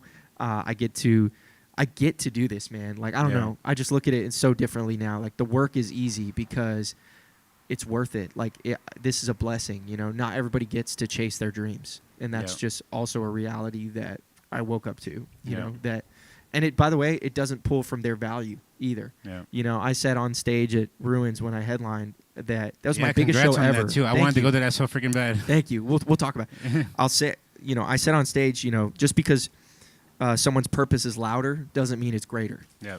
You know, just because I'm on stage doing all these cool things and it seems like he's making moves out here. Like, I'm no better than anybody out here. I'm literally just a guy. I just am so passionate about what I do that I want it to pour out into other people in such a way that they're like, oh, maybe I could do that also. Yeah. You know, there's enough success to go around. Like, and, you know, not everybody's, you know, supposed to be in the spotlight or on stage. Like, you might be built for something different, and it's not my job to tell anybody else what their purpose is. You know, you got to look within and find that for yourself. But I want to be that person who sparks in people the desire to start looking. You know? So that's beautiful, man. Thanks, man. And this all kind of started back up again pretty recently ish. Yeah, for sure. You know, it started with the album What would release. you say? Yeah. You know, I created an album during that time that I was not super confident, that was very healing. And it's called Rebirth. Mm-hmm. And it was from that place of desire to come back, but feeling like it was a dying flame, you know? And, but I put the album out. I put it out in August, and I just kept moving like I believed, even though I didn't. You know, I started going out again. I started doing open mics again. I showed up to Love Mike. You know, I remember when I was going to Love Mike, dude, it was debilitating anxiety for me to get on stage. Really? Yeah. Huh. Being this guy who had prior put out 7 albums, been on stage before many times, like worked with tons of dope ass underground artists in Dallas already. Like, I already had connections and network and like was already doing it. And yet that 2 years I was a recluse. I didn't go out at all. And I think that's what caused it too. Like, I got so in my own head that I forgot that people believed in me out here. Like, people cared about me. And so I think, you know, what started it back was the album release, and then, you know, going to the open mics and stuff, meeting the friend groups. Gage was encouraging me. We started hanging out more and more and more and sharing the vision. And then, you know, got back in, hit up some of the old homies, and they were like, bro, we're going to help you, you know, we'll help you get some placements. And then we booked Ruins, you know. And so, wow. So now we're just keeping it going. So how did you stumble on the Love Mic? Because I know you brought Gage there, and Madi met you there too. Geez, I think my brother Maverick brought me there. Yeah. Yes. So I don't know if you know Maverick, right? Of course. Yeah. I was going to say is that, like, it's so funny you're saying that you have all this anxiety. I've been going to Love Mike doing the video for them for a little over a year now, I think. And I remember whenever Maverick's there, we're always like, hell yeah, he's going to do something crazy. But then when you're there with him, we're like, hell yeah, like, get all the cameras ready, like, make sure the batteries are right. Let's go. But yeah, it's the both of you together, freaking amazing. Thank you so much, man. It's that brotherly bond. You know, it's just something truly magical. So yeah. Is there anything recorded with both of you? Tons, man. Yeah, like I said, this journey is so, like, you know, 6 years in the making, man. Is it out though? Like all the stuff we have a project out together. It's called Captured Eons. You can find it on my page or Captured Mavericks. Eons, you know, Captured Eons. Yeah. And yeah, but we have tons of stuff together, man. If you go to our pages, like, well, you know, or hit me up, man, directly. Like, I really am not a stranger. Like, my whole goal of doing this is like community. Like, hit me up, bro. Like, let's work. You can really tell, You know, if you're not following them on TikTok, do that too. It's if you need some of the kind of like inspiration, just in general, Thank you, bro. Yeah, it's Andrømeda Music. So Andrømeda Music, yep. So you just got done with the Ruins show. Yeah, done with Ruins. What insane. Else? You got some other stuff coming up? I'm lining up some other things. Nothing I can announce yet because nothing's like finalized. But I do have some other stuff in the works that we're trying to get going for sure. Yeah, that Ruins show looks sick. It was incredible, dude. It's so many freaking times with, like, I love the tiny stage. I love it, but I am tied to this thing on Friday and Saturday. Is anything else happening on Friday and Saturday? It's really hard for me to get out of here. Yeah, it's tough, man. Like, you know, I mean, But I was so happy seeing their videos and everything, seeing like so many people and everything. I was like, fuck yeah, man. Dude, it was, I'm telling you, like, I'm like sitting, I cannot believe it. I can't believe it. Yeah. You know, that's part of my dream came true right there, you know. I literally used to, like, rap in the mirror, you know. Was that like, your pretend vision, I was rapping for a crowd. From when 100%. You were 18? Yes and no. Like I hope not, because I don't want you to be done and be like, all right, mission accomplished. No. We're not. No, we're not Yeah. done at all. Yeah, it's actually. I will say this though. Yes, like I've already made it in Yeah. my mind. Yeah. And it's because of that I can come from this place of gratitude. It's almost like, to me, yeah, I always say this. I've already made it. Like everything else after this is just a wonderful bonus. Nice. Is the way I like to phrase it. But I will say, yeah, I'm definitely not done because, like I said, for me, it's very spiritual. Like I know, not a lot of people can see it. It's in my head. It's been in my head since I was 18. Like God has way more for me, Yeah. than what I'm like. I could be done. Harlan is a very simple guy. Mhm. I don't need a lot, Yeah. to be happy. Andromeda is, I have this immense purpose that is so much greater than me and I'm meant to be a leader in a way that I don't even understand fully yet. But you just know it. But I have enough faith to say, Yeah. okay, God, like wherever you're trying to take me, I guess we'll keep going.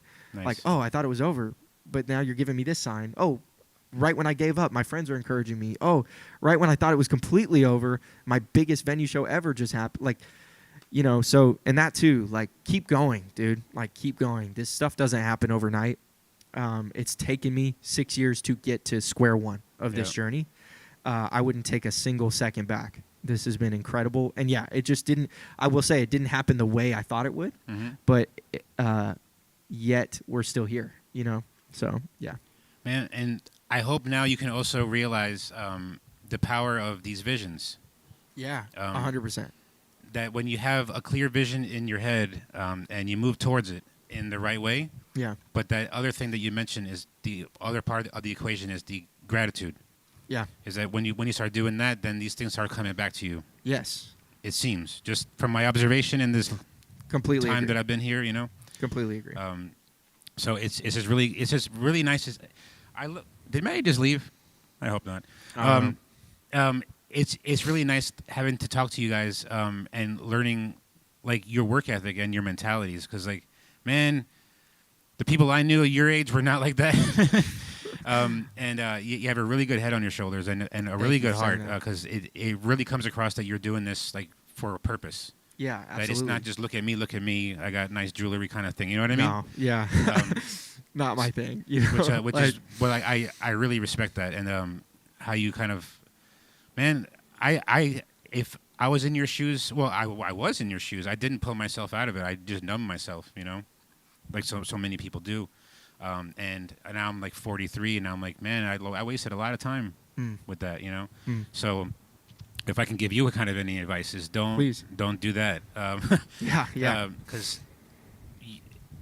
the time goes by fast, and then you're gonna wake up and be like, how many years? Where would I have been right now if I didn't do that?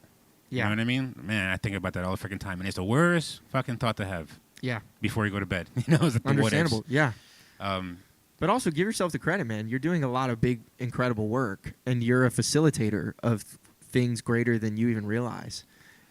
Like, I really feel that now, especially this year. Yeah. Being really plugged into all this community and everything, and like really meeting all of you, and yeah. how like this community is helping me get out of shit too, like Yeah. personally and stuff. And from my perspective to you, like I'm watching you serve, like truly serve, and like give back. No. A lot of people do this to, like make themselves look good, lift Yeah. themselves up. I feel such genuine energy every time I've seen you, even though we've only met like so many times. Like, Yeah. I feel like I'm a good read of energy, character. Like to me, you come off someone who really is trying to pour back into people. And and I can't tell you what it means to me, dude, to sit here and talk with you And about that means a lot. my man. passions. Like that's insane. Yeah. So thank you for having me on. Like this is a dream come true right here. Oh So, man, shit. That means the world to me, man. You don't know. Whew.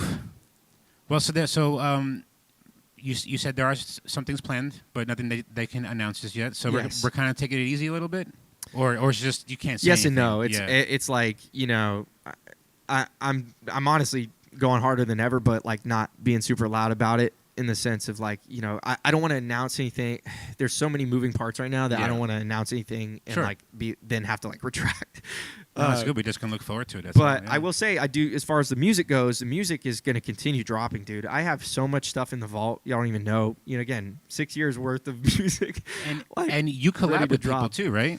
Yeah, I've Yeah. been working with some people lately too. But yeah, I mean, over the years, I've had done so many collabs, and there's a lot of cool stuff coming. And then I'm producing as well. Like if so like I'm taking clients as a producer. So if anybody wants to work, hit me up as well. And yeah, but yeah, I have a new song out. It's called 10. Hey, all right. Just super dope, fun hype track. Nice. I just dropped it for fun. And I do intend to release another album this year for sure. Nice. So yeah, but those Very cool. we'll get more specific And later on. hopefully a Tiny Stay session because we haven't had one yet. Let's make it happen, man. Yeah. I'm so down for that. We're That gonna would do be amazing. And yeah, yeah, you can bring your own lineup. We'll have that would be lit. Yeah. I'm already picturing the flyer with all the stars and everything. Yeah, Yep. man. Let's make it happen, dude. Hell we could bring, like some people out and just have a good time and And yeah, like I don't said, forget this. That tiny house is also a studio, and that's available for you to use for free. Okay. Yeah. You Hell know, yeah. Just so you know.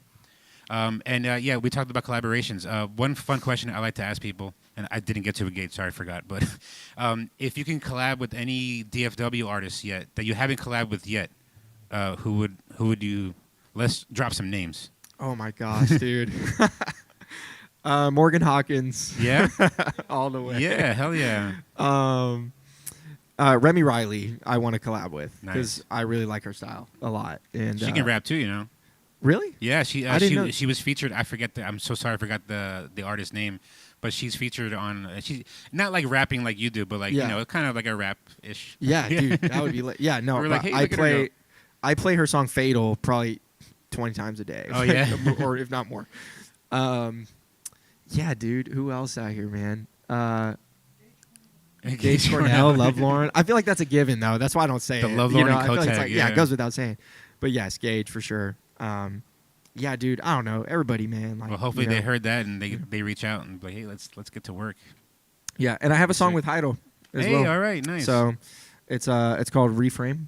Okay. So go check it out. It's on my page, on Oh, his yeah. page too, I think. So Where do we find you on the Instagrams? Instagram is Andrømeda Music. That's ANDROMEDA. Oh yeah, Music. that was another question I had. The O in Andromeda is like the. It has the slash through it. Yep. What language is that from? I don't even know.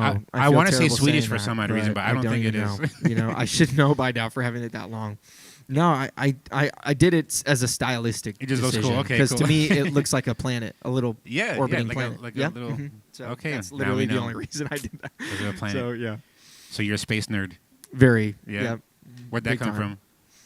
I don't know, man.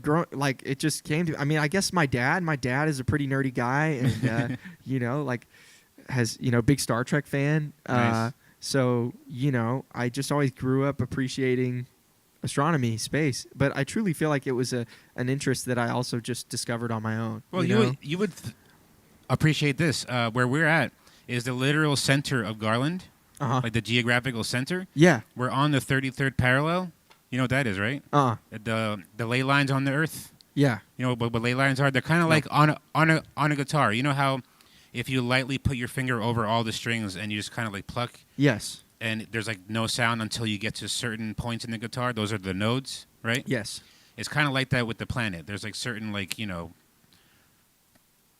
latitudes, whatever, like locations that are like that have like this kind of certain kind of energy, like those nodes Wow. where these frequencies kind of like match and they resonate. Yeah. We happen to be in that kind of location, and That's right now sick, we're dude. we're facing north too, which is very powerful too. Yeah. So yeah, We're literally on a higher frequency right now. we really are. Yeah. So hopefully this is a nice kind of place for the future. It's Yeah, dude. all your visions are Absolutely, going to come man. true and everything, and this is where you manifest stuff. It's kind of how this tiny stage was kind of created. Yeah, bro. The owner just had inspiration. You would appreciate this too. How this started. I tell this story all the time. I love it. So it was August 6th, 24. I was doing events here anyway, like movie nights, trivia nights. Like I would tell him, Manny, he's like, just do things, throw shit on the wall, see what's stuck. We had some karaoke nights through Manny. You know Manny. And then the owner was like, we were planning things, and like our routine was like on a Monday, all right, what are we doing on Friday and Saturday? Like, all right, movie night or karaoke or whatever. it was a Monday, August 6th, that the owner texts us and says, August 8th is Lionsgate. It's 888, whatever. He's like, I want all day live music, food, like, let's make this happen kind of thing. And we never did live music here before. Yeah. We do have food trucks because we have a free lot space for them, but never live music, so I didn't know how to book anything, you know. So he's like, all right. So me and Manny were like, well, what do we do here?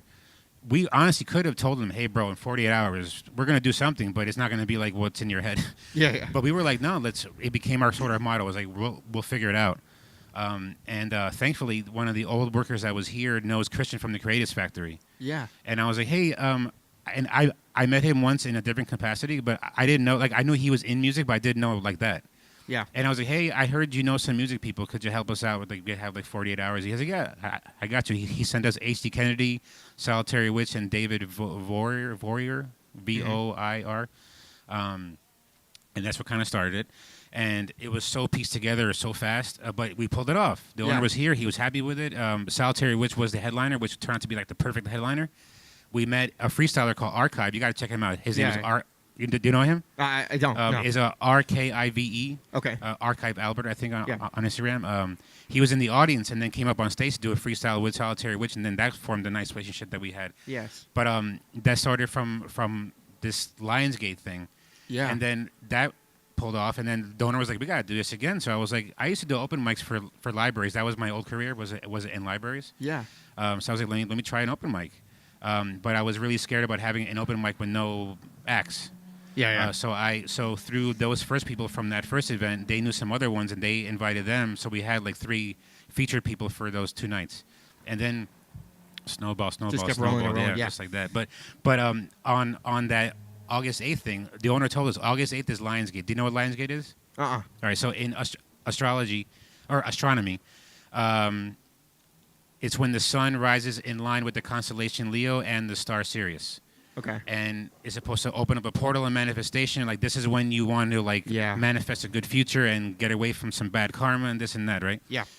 So he said, we're going to manifest something. I don't know what, but we're going to use music.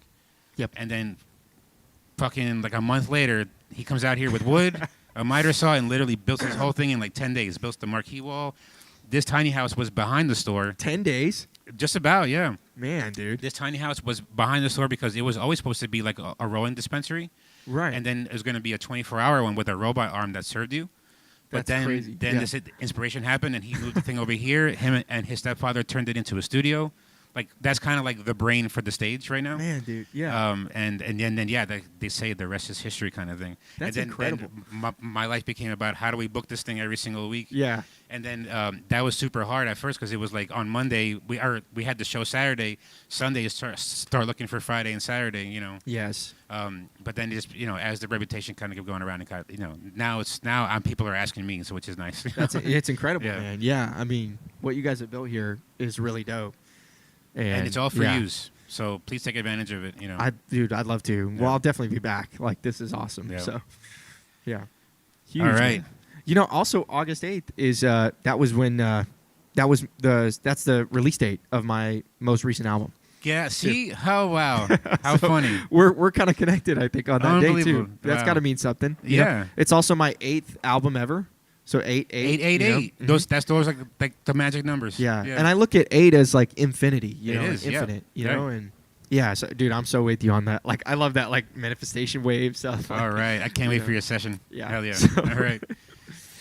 Yeah. All right. I'm gonna let Andrømeda get out of here finally because Yeah, it's dude. late and they got a ways to go, right? Yeah, for You're sure, in yeah. Fort Worth? Yeah, North Fort Worth now. Oh man, yeah, grew up thank in you so much for Arlington, making so- that freaking trip to come out here, bro. Happy to, man. I'm in Dallas all the time. That's I a love it out ways. here. So, yeah, but And we thank do you. have a train station nearby, so if you ever want to take a long ass train ride, you can do that. Yeah, you know? that would be cool. Just Actually, saying. honestly, No, I that'd always be try cool. to encourage people to do that. You know. I think it's good. Something to kind of keep you grounded and present for a little bit. You know, like Yep. I'm always driving all over the Metroplex. You know, And you don't just- know the kind of time how valuable that time is when you would be driving, but now you're just in a train that you can do shit. yes, You know, 100%. You can yeah. kind of catch up on You're not things, distracted. You can, be in the moment too, and yeah, No, that's amazing. man. Well, thank you for being here. Thank you for inspiring Gage and Hey, it was vice inspiring versa. Maddie too. Like, It was yeah, vice this versa. is- They have poured so much into me, also for the record. So. It's freaking beautiful. And now, like I was telling you before, the whole purpose of these things is that now people will see you in a whole different light. And now I'm going to see like both of you in a whole different light. This is really cool. Dude, thank you. And I can't wait for what's coming out. And I hope we can be part of it over here at the Tiny Stage. Let's most definitely make it happen. Yeah. All right. Thank you for having me. Thank you. All right, everybody. That was Tiny Talk number 20 here live in front of the Beehive Studio, in front of the Tiny Stage, because it was a nice night out. And we had this cool new little fireplace table thing. I'm trying to look at this. Pretty cool, huh? Pretty sweet, right? It's fire.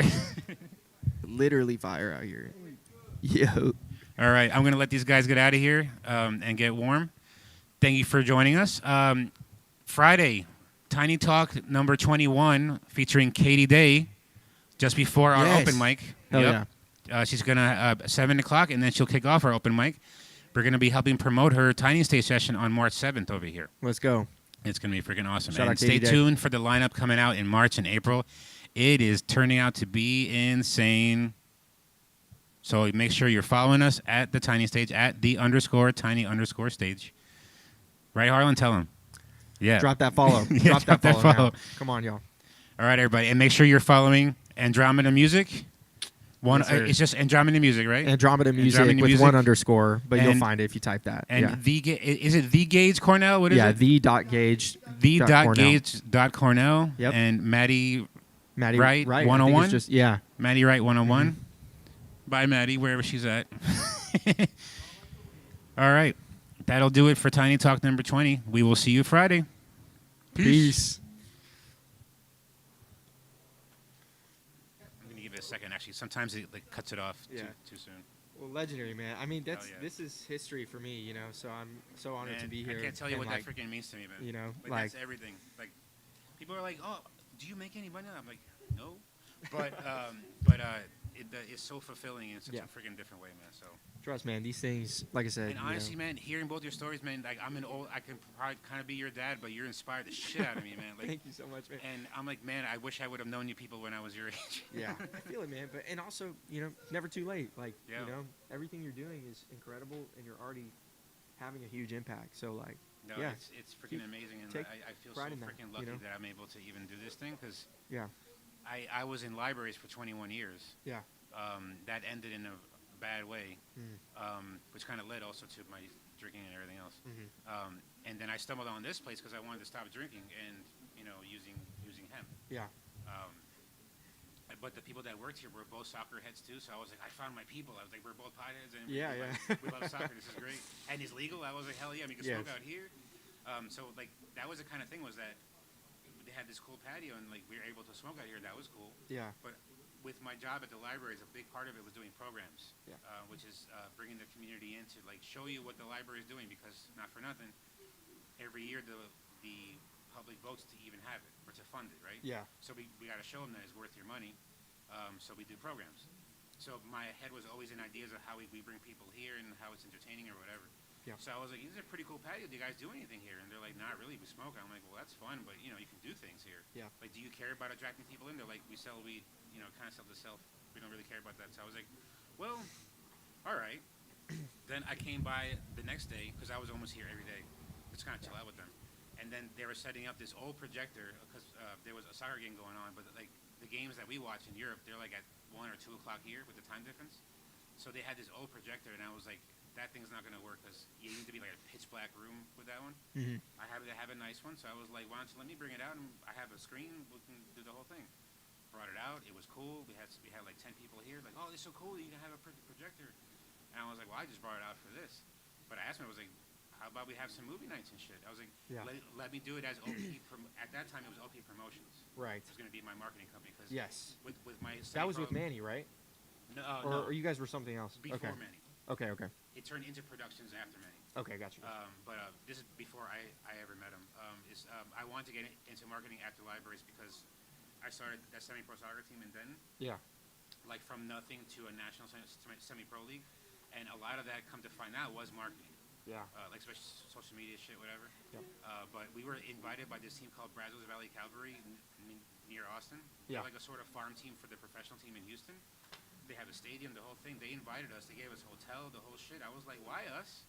they're like, oh, well, we're trying to find some teams that have this game for this fan night, whatever. Yeah. And you guys look pretty legit. I was like, oh, wow, thank you. I'm not telling you that we're just a fucking, like, Sunday team. Yeah. But they're like, but you look legit. I was like, all right, thanks, shit. So I told my guys, I was like, hey, we're going to fucking Brazos Valley to play in a stadium. They're like, what? They're like, yeah, they said we look legit. And we fucking were. We were winning that game at 3-0 at one point.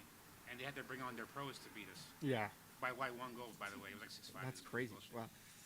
But from that, I was like, maybe I have a knack in marketing. If this guy, like, that is a marketer for a professional team can look at us and be like, these guys must be all right. Yeah. Don't want to get Then I was like, maybe I can do this. So I was like, I was using this kind of space as like my sort of getting started. Yeah.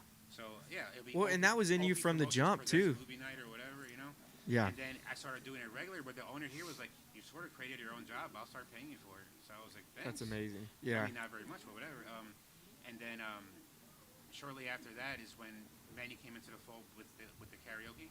Yeah. But he was a regular here, and because I'm trying to think about things to have every week, we're like, hey, let's try karaoke. If you'd be cool with it. And then he came out here for that, and then he eventually started working here. Yeah. And then we were tag teaming these events until that August 8th thing, and then from then on, it was like music. Yeah. Yeah. Wow. I mean, and that was in you from the jump too. Like you said, you were like, do y'all care about attracting people? And like that original vision of just even making it into something more shows that quality in you. Yeah. You know that I have a knack for this. You had a knack for it then. You know. And having this space to help you guys, like, so once you reach a certain point in soccer, you can't play anymore, like for real. So I was like 30, and that's when I started this team because I still wanted to be around it. Yeah. And where I was playing in Denton, I was new to Denton. So many fucking good players, like 16, 17, 18. Yeah. And I'm like, where are you guys playing? Where are you playing? They're like, nowhere. There's nowhere to play in Denton. There's UNT and TWU, but those are women's college teams. Yeah. They have like intramurals, but it's not like NCAA type shit. Right. So I was like, oh, what a shame. And then like I played games with them, and like after our game, they're like rushing to get ready to have a different uniform. I'm like, where are you guys going? They're like, they're in Denton. We're going to Irving. We're going to Fort Worth. We're going here, there. Wow. Like 3 games in one day. I'm like, why? They're like, we're just trying to get noticed by somebody. Because there are some people here that will like pay you to play just because they want to win a trophy or some bullshit. Right. And I was like, oh, that's a shame. Because in Jersey's a little more organized that way. Right. So I was like, I can start that shit over here. Yeah. It's just a matter of starting it. Yes. Finding the good players, but there are here. So just started, and it's little by little. But like the thing that kept me going was like helping this 16-year-old, 17-year-old go to college. Yes. With soccer. Yeah. Or incredible. Just being in a semi-pro game for the first time and seeing their family all there, and like, oh my God, this kid's actually like. So like, and then funny that I stumbled onto this. Yeah. Which is the same fucking thing. It's just a different media, but it's the same fucking thing. Like I get the same satisfaction, the same motivation to keep doing everything, thinking of ideas to make it better, whatever. Yes. And it's pretty. And even funnier that I'm doing like sound and music stuff. My late father, he passed away like 4 years ago, from Chile. Escaped Chile because the Pinochet regime. 16 over here, very illegal. His first job was being a roadie for the places in New York. Wow. Like he has stories about like I met Mick Jagger before he was Mick Jagger, and like George Michael and shit, like Michael Jackson, because he was setting up the stage and doing sound. And I grew up with sound.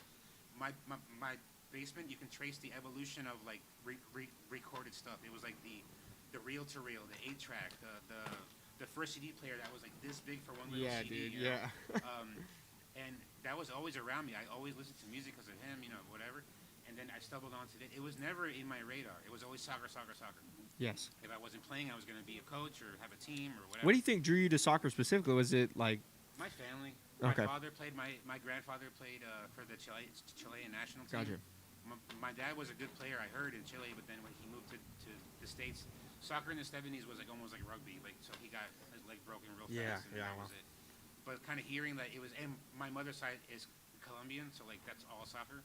So just hearing that like that was in my background. But my parents did let me try out other sports. My first sport was baseball. Okay. Yeah.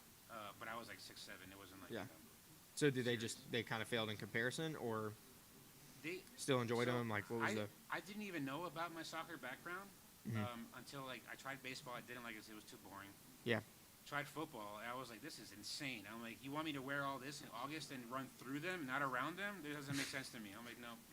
Yeah. And then tried soccer, and I was like, this is kind of fun. And then they're like, oh, well, by the way, it's kind of in your blood. And I was like, is it? Oh, no way. So you discovered it beforehand. Mm-hmm. That's pretty sick. Yeah. I like had a practice with some people, and I was like, this was I like this, and basketball I like too. Yes. And it worked because basketball was winter and soccer was Yeah, for sure. spring, so For sure. I could do both. But then they were like, oh yeah, come to find out, because I always wondered too, like my dad never went to baseball games or whatever. Yeah. And I was like, I was kind of wondering why. He's like, yeah, I only like baseball. Yeah. And I was like, all right, but your son. Yeah. But he's like, no. He's like, I was like, I would be hell like yeah. me. So it might have been subconsciously like a thing to like please my dad or something. Honestly, Yeah. It might Well, have been.